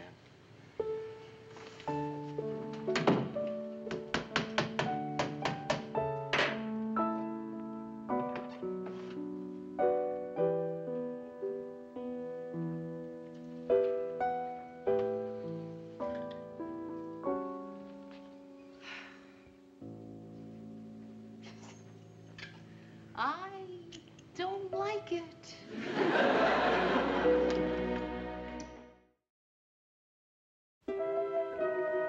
Boy, that was a great dinner. And I must say, Georgette, I was really impressed with the way you gave the entire order to that waiter in Italian. Yeah. Wong Li Chin was pretty impressed, too. You feeling better about the apartment now, Mary? Oh, yeah. Much better. I guess it's only natural to move into a new place and feel that way about your old place. I remember I felt that way about my old place when I moved from my old place. But with all you guys here, it's beginning to feel like home already. শুনেন কালকের খেলায় আপনি হারবেন বাবা confidence দেখছো মে যদি না হারছেন তাহলে কিন্তু বললাম এটা দিয়ে আমি আমার হাতে আপনার নাম লিখুন মানে তো তখনই বুঝবেন যখন এটা দায় আপনার উপর পড়বে সমস্যা থেকে ওই দিনকা তোরে হাত খরচের লেগা 5000 টাকা দিয়েছিলাম আবার টাকা কি গাছে ধরে আব্বা জান আপনি তো কত টাকাই কামান 5000 টাকা দিলে আপনার কি হয় আমি আপনার একমাত্র আমার মাইয়া তো আমার পিছনে খরচ করবেন না কার পিছনে করবেন আমার একটা কুর্তি পছন্দ হয়েছে ওই কুর্তি আমি কিনতে চাই কুর্তি মূর্তি লেহেঙ্গা ওড়না এসব দিয়ে তো ঘর বইরা গেছে হাঁটুনের বি জায়গা নাই মন চায় তোর এগুলা নাইজেরিয়া বুলগেরিয়া আর উগান্ডায় পাঠাইয়া দে আচ্ছা এত কিছু কিনার দরকার নাকি? কি করতেছেন আব্বা? একটা শখ করছি, শখের দাম লাখ টাকা। শখ যদি না মিটে তাহলে এই জীবন রেখা লাভ কি? আপনি যদি আমার টাকা না দিচ্ছেন তাহলে কিন্তু আমি কয়ে দিলাম ব্লেড দিয়ে হাত কেটে নাম লেখা ফেলাম। আচ্ছা ব্লেড দিয়ে এই কুর্তির লেগে হাত কাটানোর দরকার নাই। আমি বাইরে যাওয়ানোর সময় তোরে টাকা দিয়ে যাবো। থ্যাংক ইউ আব্বা।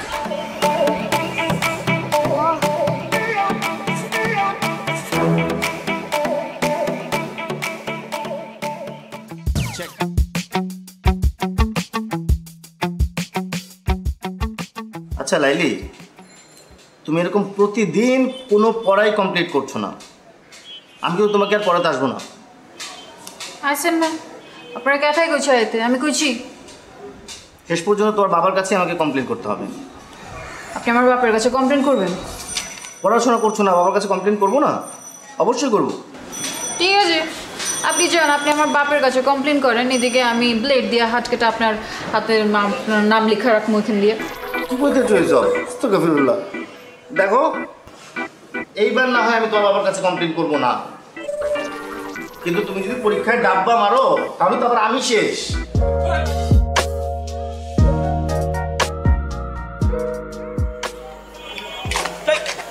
ও তুমি ডরাইছেন? ডরাবো কেন? মাগের এরকম আটকা মায়া মনের সামনে চলে আসলে তো একটু চিন্তা লাগেই। আর কালকে আবার তোমার মামার সাথে চ্যালেঞ্জ, বললে আইসো শেষবার মতো চুল দাঁড়িয়ে আশ্রয় আসতে। শুনেন, কালকের খেলায় আপনি হারবেন। বাবা কনফিডেন্স দেখছো মেয়ে। যদি না হারছেন তাহলে কিন্তু বললাম এটা দিয়ে আমি আমার হাতে আপনার নাম লিখুন। মানে? মানে তো তখনই বুঝবেন যখন এটার দায় আপনার উপর পড়ব। সরেন। আরে ভাই নাম লিখবা মানে? কি মুসিবতে বললাম, জিততে না পারে এখন 2 নাম্বারই।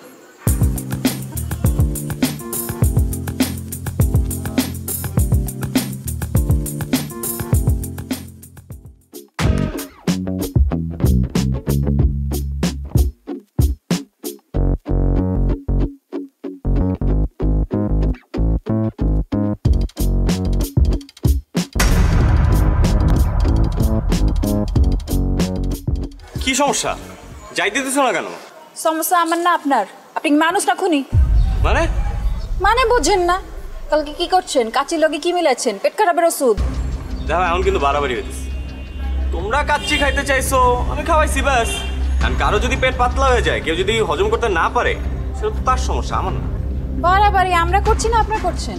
মানে ইচ্ছে করে আপনারা খান নাই কালকে, তাই না? যাতে আমার লগে প্রতিশোধ নিতে পারেন। আর যদি নিতে চাই সেটা কি দোষ? 3 বার ঘুরি চ্যাম্পিয়ন আমি, তোমার কারণে আমার হারতে হয়েছে। হারছেন তো কি হচ্ছে? মাঝে মাঝে কিছু জিতবার লাগা কিছু হারতে হয়।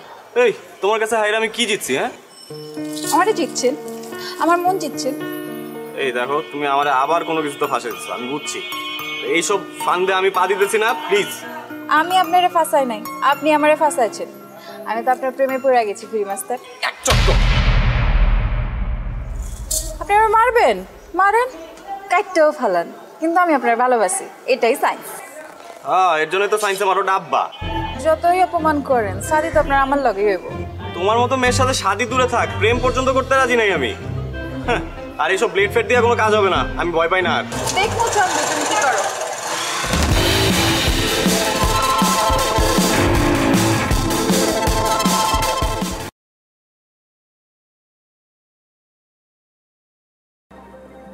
Quà sinh nhật là trai quỷ nhỉ? Mua được mà mình thua này mà may xăm này vậy.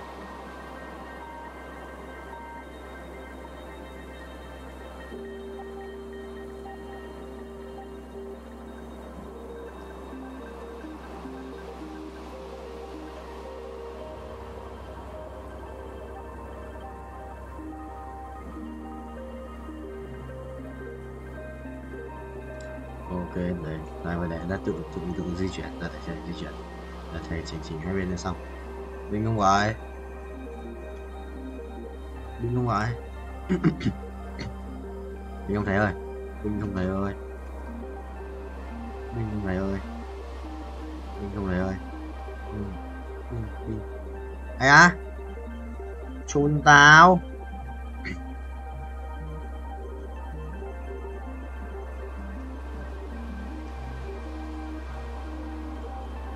mờ là nó 50 mờ. Nhanh lên tao. Từ từ rồi. Mặc thêm. 7 Ghét. Chuẩn không nhỉ? Vài sự nhất đấy. Đấy là biệt.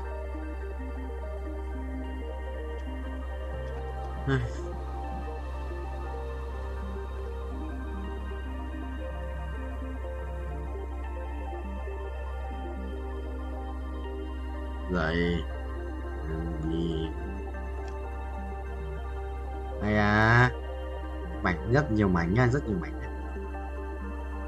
Cung luôn mà, thôi xin cái mảnh lấy đồ chỗ ăn vậy. Thêm cái giáp máu nữa. Kiếp, mấy cái mảnh cũng hết sạch mà. Anh lấy mảnh còn lại.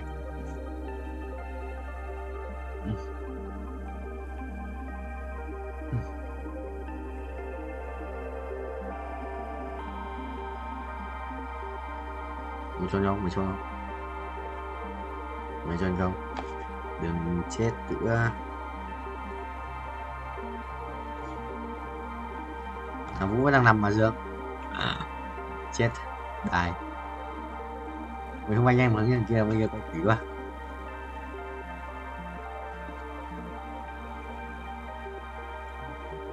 Nhiều đi quá à? Ai à? 200 lap không? 200 lap. 200 lap. 95 à? 195 lap à? Tính 200 lap đi. Wow.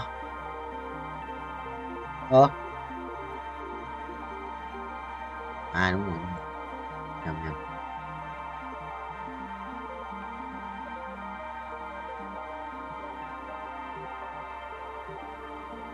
Yes. Salam.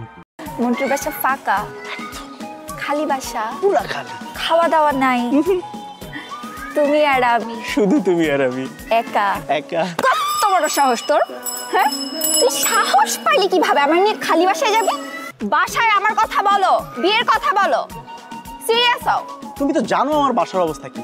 এমন ভাই যেন পৃথিবীতে কারো family যেন না জন্মায়। মানে ওর জন্য আমি কিছুই হচ্ছে না, ও ফেল করে আর বিয়েটা হচ্ছে না, ফেল করতেছে আর হচ্ছে বিয়ে পিছাইতেছে, কিন্তু আমার লাইফটা কোথায় যাইতেছে সেটা তো কেউ চিন্তা করতেছে না। ও তো সেই ব্যাপারে কোনো টেনশনই নাই। আমি যে তোমাকে কত ভালোবাসি এটা কি ওকে আমি বলতে বুঝাইতে পারতেছি বলো? হ্যাঁ, আরে কি হয়েছে? না আমি আর বসে থাকতে পারবো না, এতক্ষণ ধরে রিকশায় বসে থেকে আমার ব্যাক পেন করতেছে। কোথায় দেখি?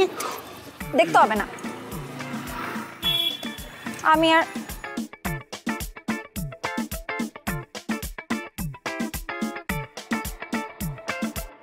আচ্ছা আশ্চর্য ব্যাপার, তোমার ব্যাক পেন হয়েছে তুমি আমাকে পার্সোনালি বলবা, সেই জায়গায় তুমি রিকশাওয়ালার সামনে বলছো, ব্যাপারটা কেমন না? তো কি হয়েছে দেখি? দেখতে হবে না, আমি বাসায় যাবো, আমার বাসার সামনে দিয়ে আসো। বাসায় যাওয়া মানে কি? আমরা বের হয়েছি কতক্ষণ বেবি? আমরা অল্প কতক্ষণ হয়েছে, মাত্র 2 ঘন্টা হয়েছে আমরা বের হয়েছি। আজকে আমরা সারাদিন ঘুরবো, খাওয়া দাওয়া করবো, তারপর হচ্ছে মন্টুদের বাসায় যাব, তারপরে আমরা যা হওয়ার তা করবো, মানে বাসায় যাবো আর কি। আবার মন্টুর বাসায় কেন? ওই যে আসলে হয়েছে কি, ওই যে মন্টুদের ম্যাচের মধ্যে আজকে বিরাট আয়োজনে খাওয়া দাওয়ার ব্যবস্থা করা হয়েছে বুঝছো। তা আমাকে বললো যে তুই আসিস, এখন আমি তো একা যেতে পারি না, তুমি ছাড়া আমি কীভাবে যাবো বলো? তাই তো, খাওয়া দাওয়া করবো আর কি করবো? তারপর ধরো ওই যে মানে একটু বসলাম, আড্ডা দিলাম, গল্প করলাম, থাকে না এই আর কি। হ্যাঁ খাওয়া দাওয়া করবো, আড্ডা দিব, বিশ্রাম নিব। বাট তুমি আমাকে কি বলছিলা জানো? কি? মন্টুরা ট্যুরে গেছে বান্দরবন, তোমারও যাওয়ার কথা ছিল, কিন্তু যেহেতু তুমি আমার সাথে দেখা করবা, আমাদের একটা ডেটের প্ল্যান হয়েছে, দ্যাটস ওয়াই তুমি যাইতে পারো নাই। এখন আমার মন্টুর বাসায় দাওয়াতটা বুঝলাম না, বলছিলাম না আসলে মানে আমি না ভুলে যাই সবকিছু বুঝছো, মানে তুমি সামনে থাকার পর না আমি সবকিছু আউলাইয়া যাই, মনে থাকে না একটা আর কি। হ্যাঁ আর তুমিও পিছলাই যাও। হ্যাঁ না না কিছু বলি নাই, কি বলবো, কিন্তু মানে ব্যাপারটা হচ্ছে কি আমার না একটা জিনিস নিয়ে খুব মন খারাপ হচ্ছে, মানে স্ট্রবেরিটার কথা শুনে না খুব মন খারাপ হইতেছে। কি মানে মানে স্ট্রবেরি, যে স্ট্রবেরি কি চকলেট, মানে তোমার জন্য চকলেট বলতে ললিপপ, তোমার জন্য দুটো মানে স্ট্রবেরি ফ্লেভারের চকলেট আনছিলাম, তো ওগুলোর কথা না খুব মনে পড়ছিল। মানে ওয়েলকাম। শোনো, এসব ভাওতাবাজি বাদ দিয়ে কাজের কাজ করো। বাসায় আমার কথা বলো, বিয়ের কথা বলো। সিরিয়াস হও। তুমি তো জানো আমার বাসার অবস্থা কি। এমন ভাই যেন পৃথিবীতে কারো ফ্যামিলি যেন না জন্মায়। মানে ওর জন্য আমি কিছুই হচ্ছে না। ও ফেল করে আর বিয়েটা হচ্ছে না, ফেল করতেছে আর হচ্ছে বিয়ে পিছাইতেছে। কিন্তু আমার লাইফটা কোথায় যাইতেছে সেটা তো কেউ চিন্তা করতেছে না। ও তো সেই ব্যাপারে কোনো টেনশনই নাই। আমি যে তোমাকে কত ভালোবাসি এটা কি ওকে আমি বলতে বুঝাইতে পারতেছি বলো? হ্যাঁ, অনেক প্রবলেম না? খুব প্রবলেম। আমার কাছে একটা সলিউশন আছে। কি সলিউশন? চলো আমরা পালাই বিয়ে করে ফেলি। দেখো, তোমার বাসায় প্রবলেম আছে, আমার বাসায় অনেক প্রবলেম আছে, বাট আই এম সিরিয়াস। এসব বাসার প্রবলেম এত পাত্তা দিলে চলবে না। পালাই বিয়ে করে ফেলি। বেবি, তোমাকে আমি এই কারণে এত লাভ করি। তোমার ইন্টেলেকচুয়াল হাইট এত বেশি যে কোন দিন জানি তোমার সাথে থাকতে থাকতে আমার হাইটটাও 6 গিয়ে পৌঁছে যাবে। 6 কি? ফিট, ইঞ্চ নাকি সেন্টিমিটার? না না, ফিটই তো, ফিট। ও, মন্টু বাসায় নেই তাই না? না না, বাসায় নাই তো। তাহলে মন্টুর বাসায় আমরা যাবো কিভাবে? কারণ চাবি আছে তো আমার পকেটে। চাবি? হ্যাঁ। মন্টুর বাসা ফাঁকা, খালি বাসা, পুরা খালি, খাওয়া দাওয়া নাই, তুমি আর আমি, শুধু তুমি আর আমি, একা একা। কত বড় সাহস তোর! হ্যাঁ, তুই সাহস পাইলি কিভাবে আমার নিয়ে খালি বাসায় যাবি? তুই কি মনে করছস আমাকে বলবি যে চলো আমরা খালি বাসায় যাই, তোর সাথে আমি ফুরফুর করে চলে যাব? ঠিক আছে, না গেলে তো আর কিছু করার নাই। পিছলাইতেছ না? আসলে তুমি না আমাকে নিয়ে সিরিয়াস কিনা আমি সেটাই বুঝি না। আমি বাসায় একা একাই যাচ্ছি, আর তোরে ললিপপ তুই খা খা খা। Baby, baby lollipop.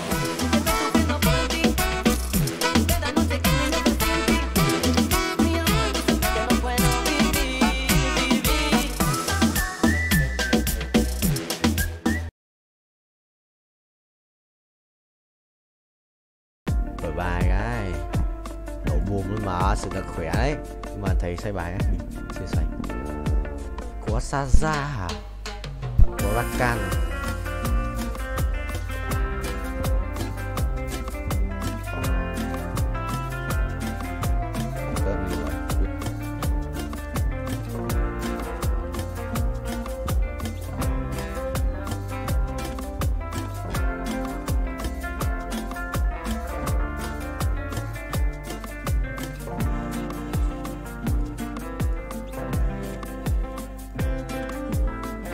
Đúng vậy.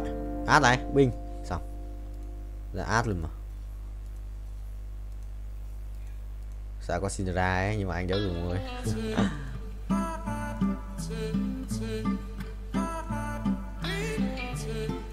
Ui, xét này. Xét đây là vài cảnh đẹp đéo chịu được. Không sao, thầy ơi. Bay cho thầy. Quay đều, quay. Ui, con lắc rồi sao cút. Mày đi. Xong rồi có át rồi. Ngày đánh bài va vẫn. Sao ra còn bài đẹp phết. Định mạnh cái xét này. Ui, bình điết. Xét là mình sẽ thiếu là một cái cung mà. Cung một con Kizuna. Kizuna hoặc là một con Nautilus. Để lấy cái thú tượng. Lấy cho in nào.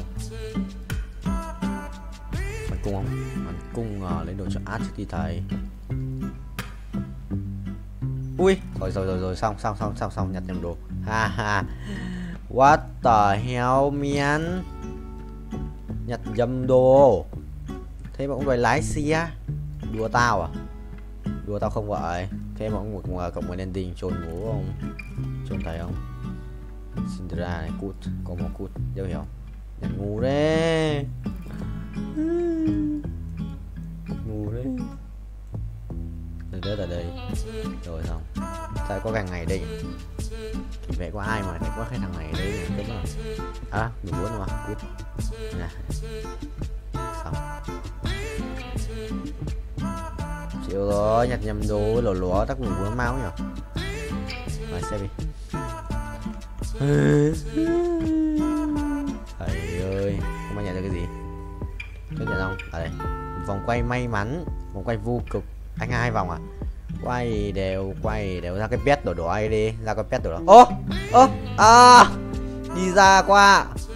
Biết quay được vào pet Omega. Chịu rồi, tí vào lừa tao. Đi qua mà trồn, lại đi qua. Trồn tố bố. Đi trồn tao, đi xin à? Đi xin chuẩn không vậy? Rồi xong, bình. Xong, thắng. Không thắng. Suýt thắng. Quả phe bắn được phết nhưng mà suýt thắng rồi. Thấy bay tốc độ cao ấy. Bay tốc độ cao luôn. চোখ বন্ধ করলে তুমি যে কি করবে আমি জানি না। কি বলো? কি করব? জানি আমি। বন্ধ করো না, চোখ বন্ধ করো। সত্যি কিছু করবে না তো? 100%। ঠিক আছে, করলাম। Will you marry me? Mobile? নতুন মোবাইল? লাখ করছো কি তুমি? Thank you so much.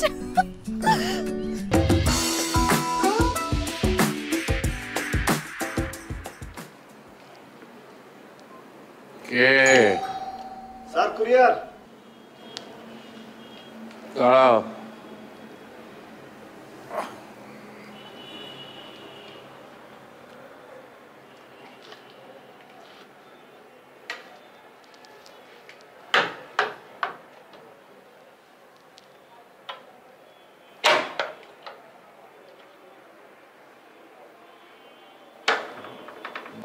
ওরা তো বাসায় কেউ নেই, তুমি টেবিলের উপর রেখে দিয়ে যেতে পারবে?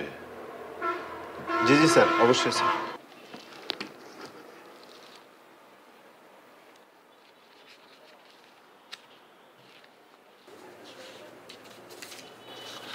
স্যার রিসিপ্ট স্যার, সই লাগবে স্যার একটা।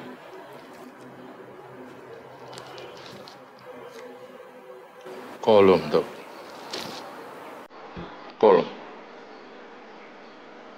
স্যার বাইক থেকে নামার পরে স্যার কলমটা খুঁজে পাচ্ছি না স্যার। স্যার একটা কলম হবে?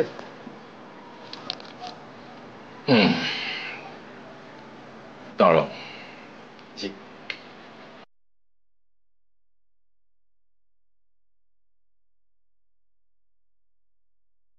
যেহেতু আমার লোন দেওয়ার মতো লোকের অভাব, তাই আমি প্রথম পদ্ধতিটাই বেছে নিলাম।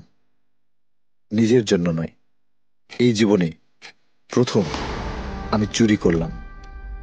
যে আমার মন চুরি করেছে তার জন্য, মালার জন্য।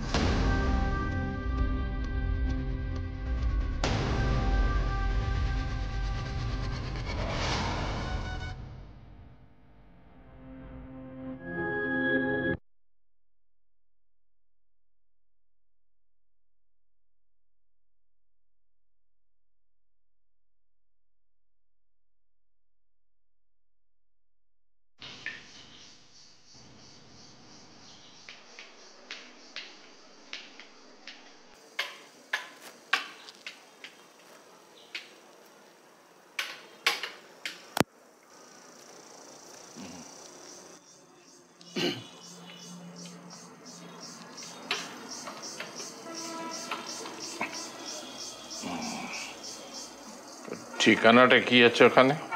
জি স্যার। ঠিকানা স্যার আলেকজান্দ্রিয়া, ইজিপ্ট, মিশর থেকে আসছে স্যার। ও মিশর। মিশর তো দারুণ একটা জায়গা, বিশেষ করে অ্যান্টিক্সের জন্য। আমি যতবার গেছি মিশরে ততবারই আমি কিছু না কিছু নিয়ে এসেছি সেখান থেকে।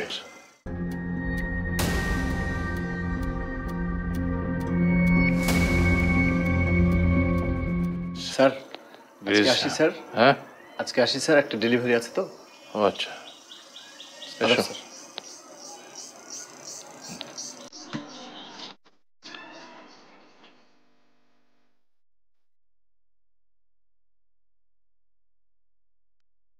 অন্ধপুরের ঘড়ি বিক্রির টাকায় মালার জন্য একটা ভালো মোবাইল কিনে ফেললাম। ফলে বাকি চুরির জিনিসপত্র নিয়ে আমি মোটেও ভাবিত ছিলাম না।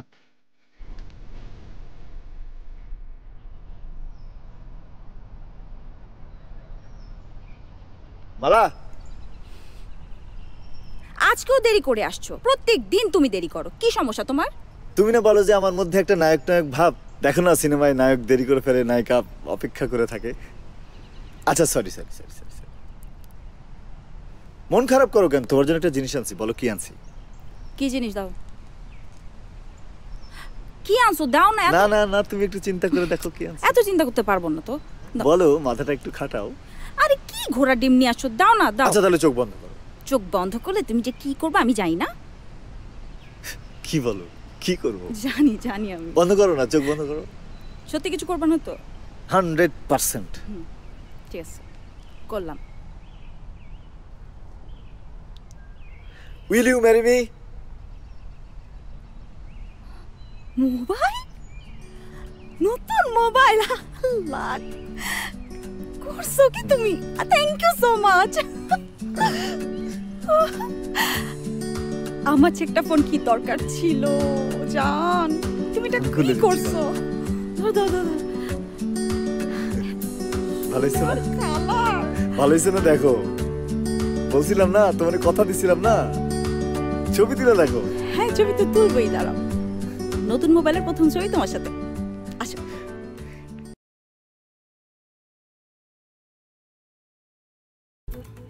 Mày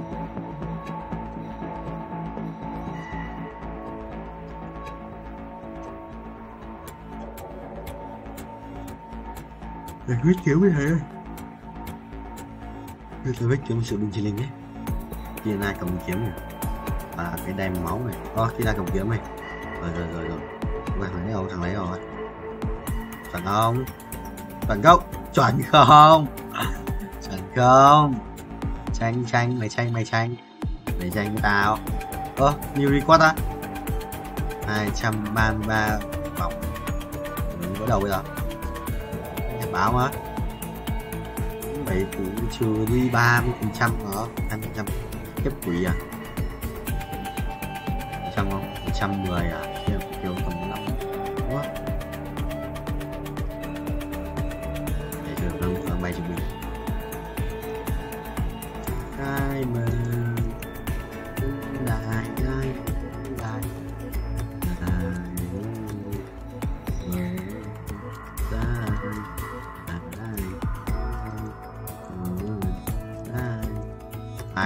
mày người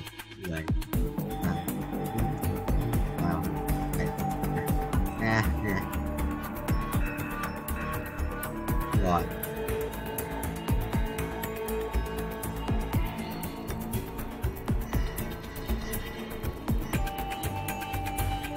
tồn tại. Wow,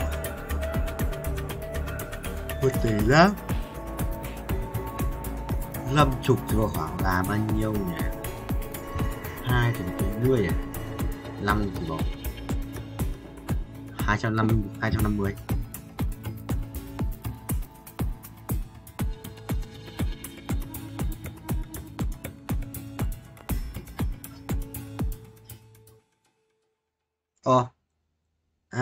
Đủ.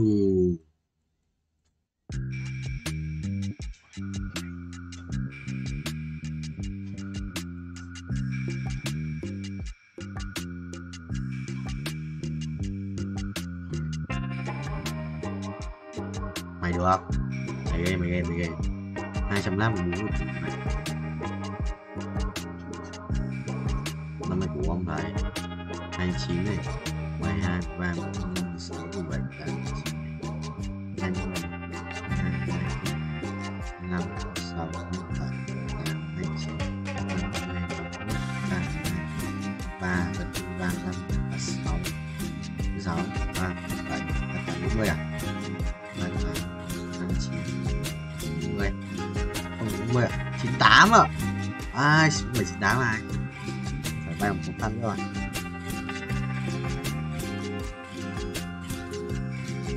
What the hell? তুমি ডরাছেন? ডরাবো কেন? মাগের এরকম আতকা মায়া মনে সামনে চলে আসলে তো একটু চিন্তা লাগেই। আর কালকে আবার তোমার মামার সাথে চ্যালেঞ্জ, বইলাইছো শেষবার মতো চুলদারি আশ্রয় আসতে। শুনেন, কালকের খেলায় আপনি হারবেন। বাবা, কনফিডেন্স দেখছো মেয়ে? যদি না হারছেন তাহলে কিন্তু বললাম এটা দিয়ে আমি আমার হাতে আপনার নাম লিখুন। মানে তো তখনই বুঝবেন যখন এটা দায় আপনার উপর পড়ব। সরেন। আরে ভাই নাম লিখবা মানে কি মুসিবতে বললাম, জিততে না পারে এখন 2 নাম্বারই।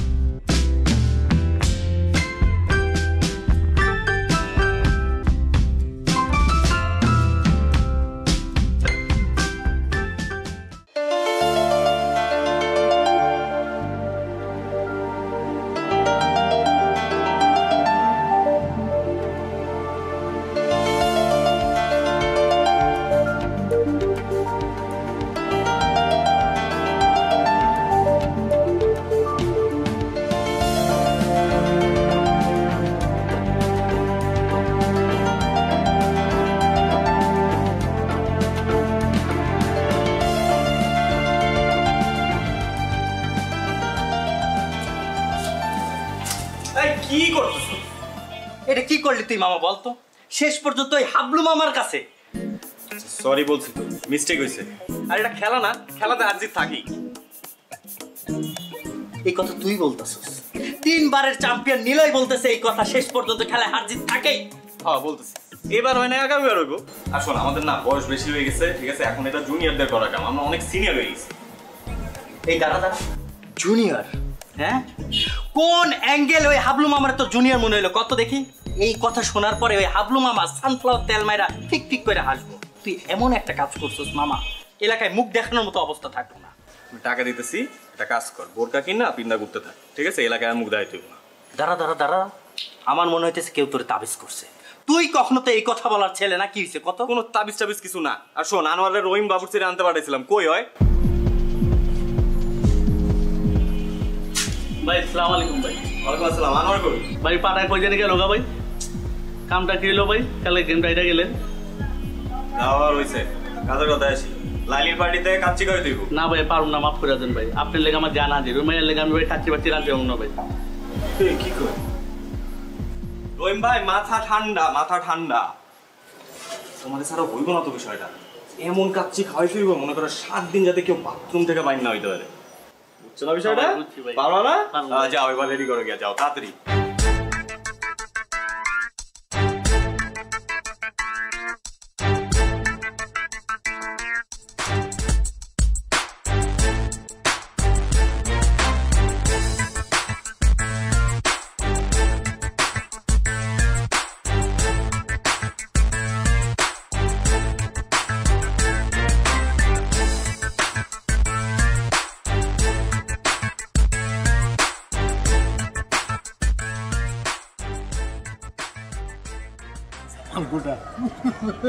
একটু বড় খবর হইব।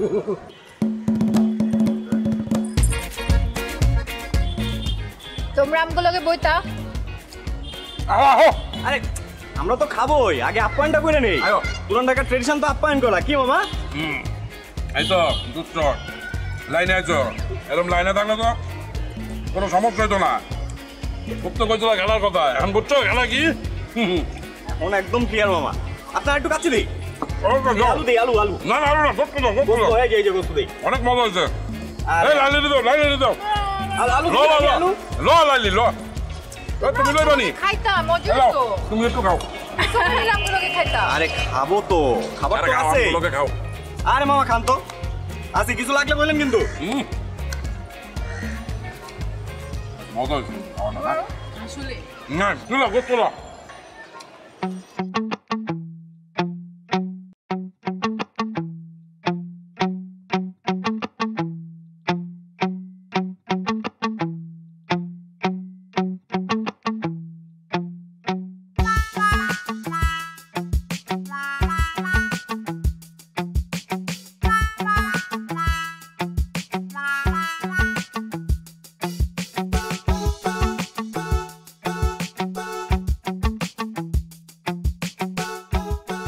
এইবার লইয়া কয়বার হয়েছে ভাই 5 বার তোমার এত করে কইছি যে একটু কম কম খাও মাগনা খাওয়ান পাইলে হুদাই হামাম করে খাও দুলা ভাই আমি তো মাগনা খাওয়ান খাই ভাই আমরা তো বাজেতে জিতছি আর আমি তো পরিমাণ মতোই খাইছি বিশ্বাস করেন দুলা ভাই আমি নিশ্চিত ওরা খাওয়ানোর মধ্যে কিছু মিশাইছে লাইলিও তো পরিমাণ মতো খাইছে ওরা তো পেট নামছে শুনছি হ্যাঁ মানুষের খায় কাম নাই তোমার খাওয়ানোর লোকে কিছু মিলাইছে ভাই আপনি জানেন না ওরা অনেক ডেঞ্জারাস দুলা ভাই ওরা প্রত্যেকটা ধরে ধরে ফাঁসি দেওয়া উচিত দুলা ভাই আমি খালি একটু সোজা হয়ে দাঁড়াইলি তারপর দেখেন আমি রাজপথে নামবো আমি আন্দোলন করবো মগো ফাঁসির লিগা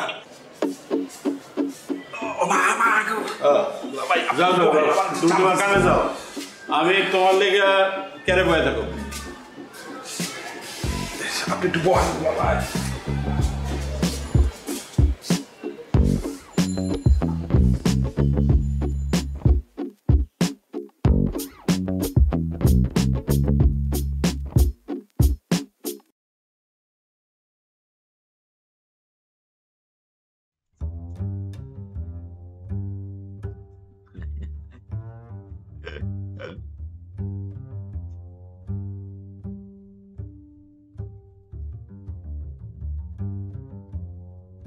Thanh Hóa được không?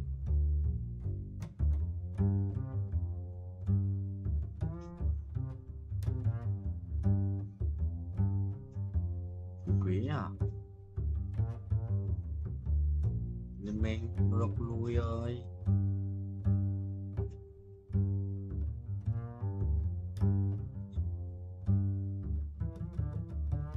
AD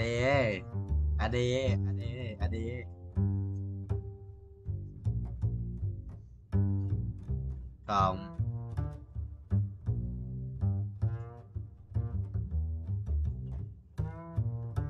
flexible à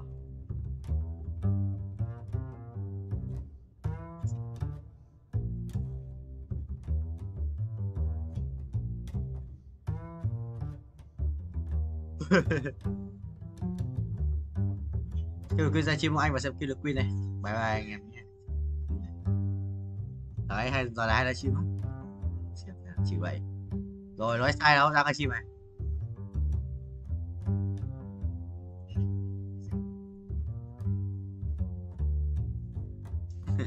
Ai trở lại em mới F5D à? Cường ô. Biểu hiện gì này? Ôi rồi, đây à?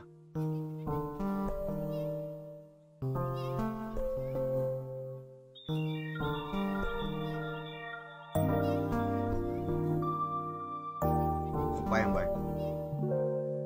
Căng cửa. Quay rồi, quay. Bữa anh sao nào xíu này? Đấy, có hiện nào? Bữa đấy nhỉ?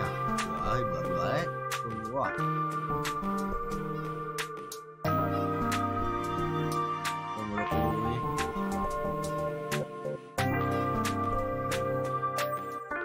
Làm chi tay bố đèn làm cái chuột nó đi em làm chi tay đẹp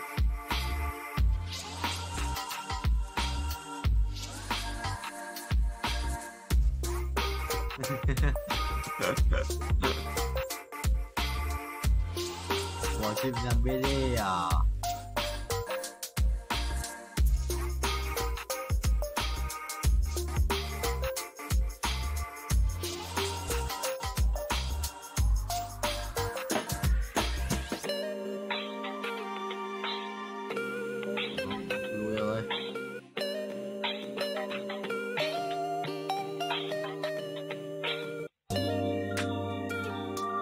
Chào với bố.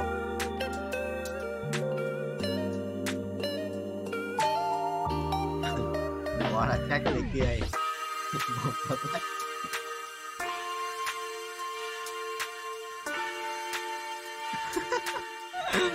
Quần đầu lách bách đầu lờ.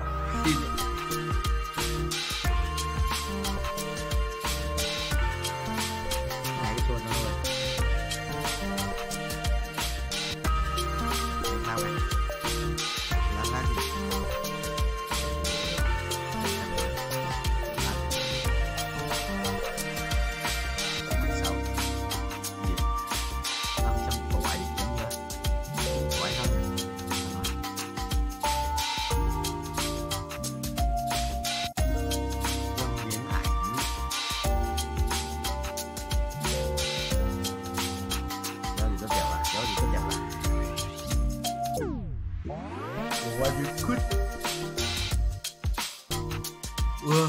Quá.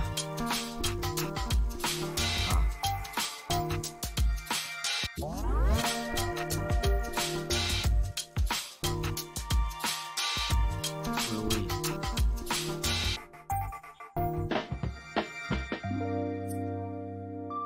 Bao câu sang ấy à? Tao.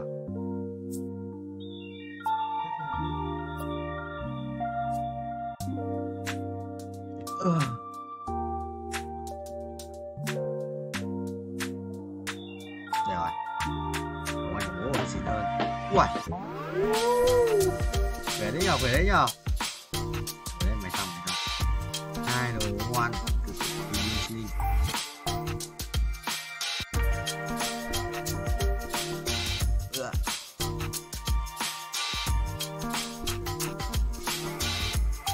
Vừa mấy ảnh bên kia. Mà mình có sắp chết rồi mà, mình đéo xả tiền thôi, hai con này lên thì nó sẽ 6 ra chứ, đến 6 rồi thì bình thường.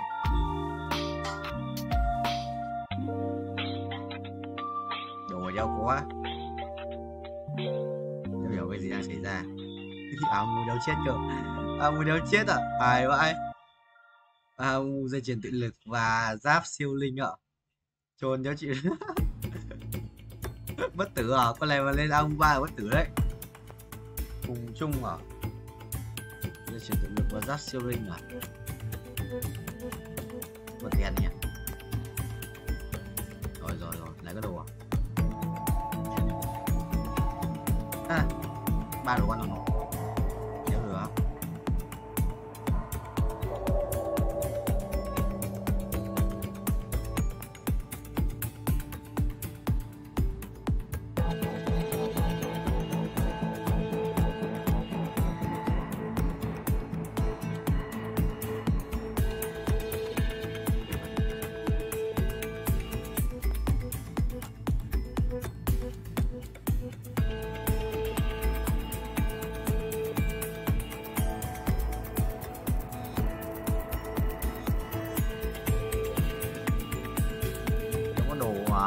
Hai con đánh tam chính nhóc đồ luôn. Mà mua đéo chết, mua 2 em bất tử đấy. Ông còn ta gần như là đéo chết rồi. Nó hồi máu mất bao nhiêu anh. Bất tử broccoli ơi. Bất tử broccoli ơi.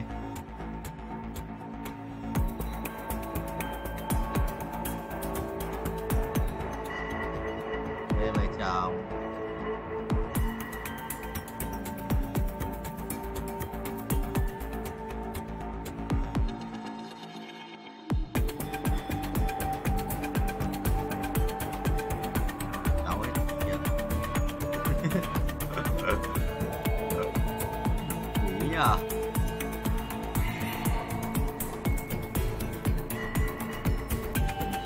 Biết không? Mày thích biết không? Mày thích biết không? Mày thích biết không? Mày biết.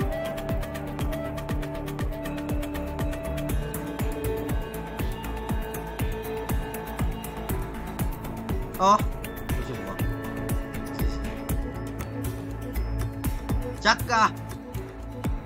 Hy vọng thì làm gì để thất vọng qua.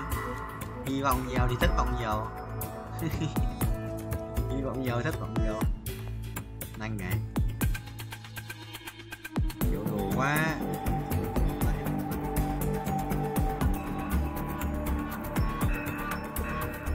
ngu ác quỷ nhất ta từng thấy.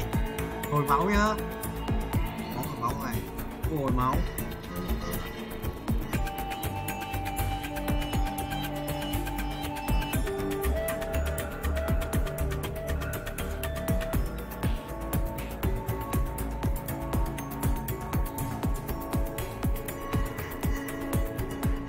Tại lích nè.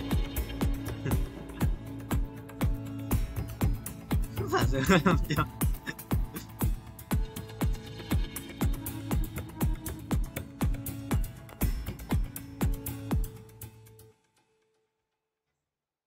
Này xin lỗi bạn. Thôi thì anh chúc em thành công trên con đường học vấn à? Anh chúc em thành công trên con đường học vấn à?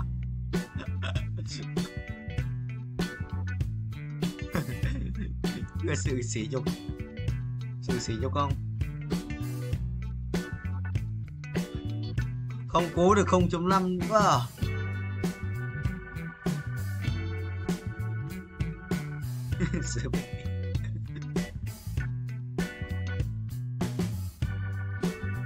Muốn nhung không là min rồi.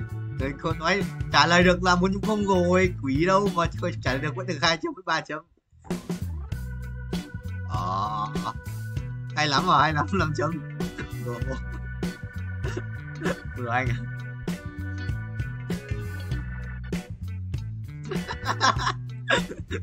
Thật quá.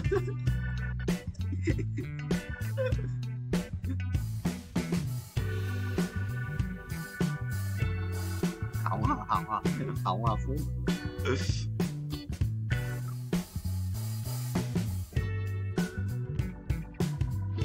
Thế giờ vẫn thành chơi mà. Đâu có thành chơi mà Quang.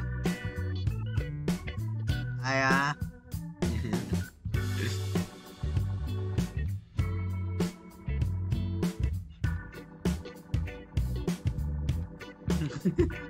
Sự thật thì vẫn là sự thật à.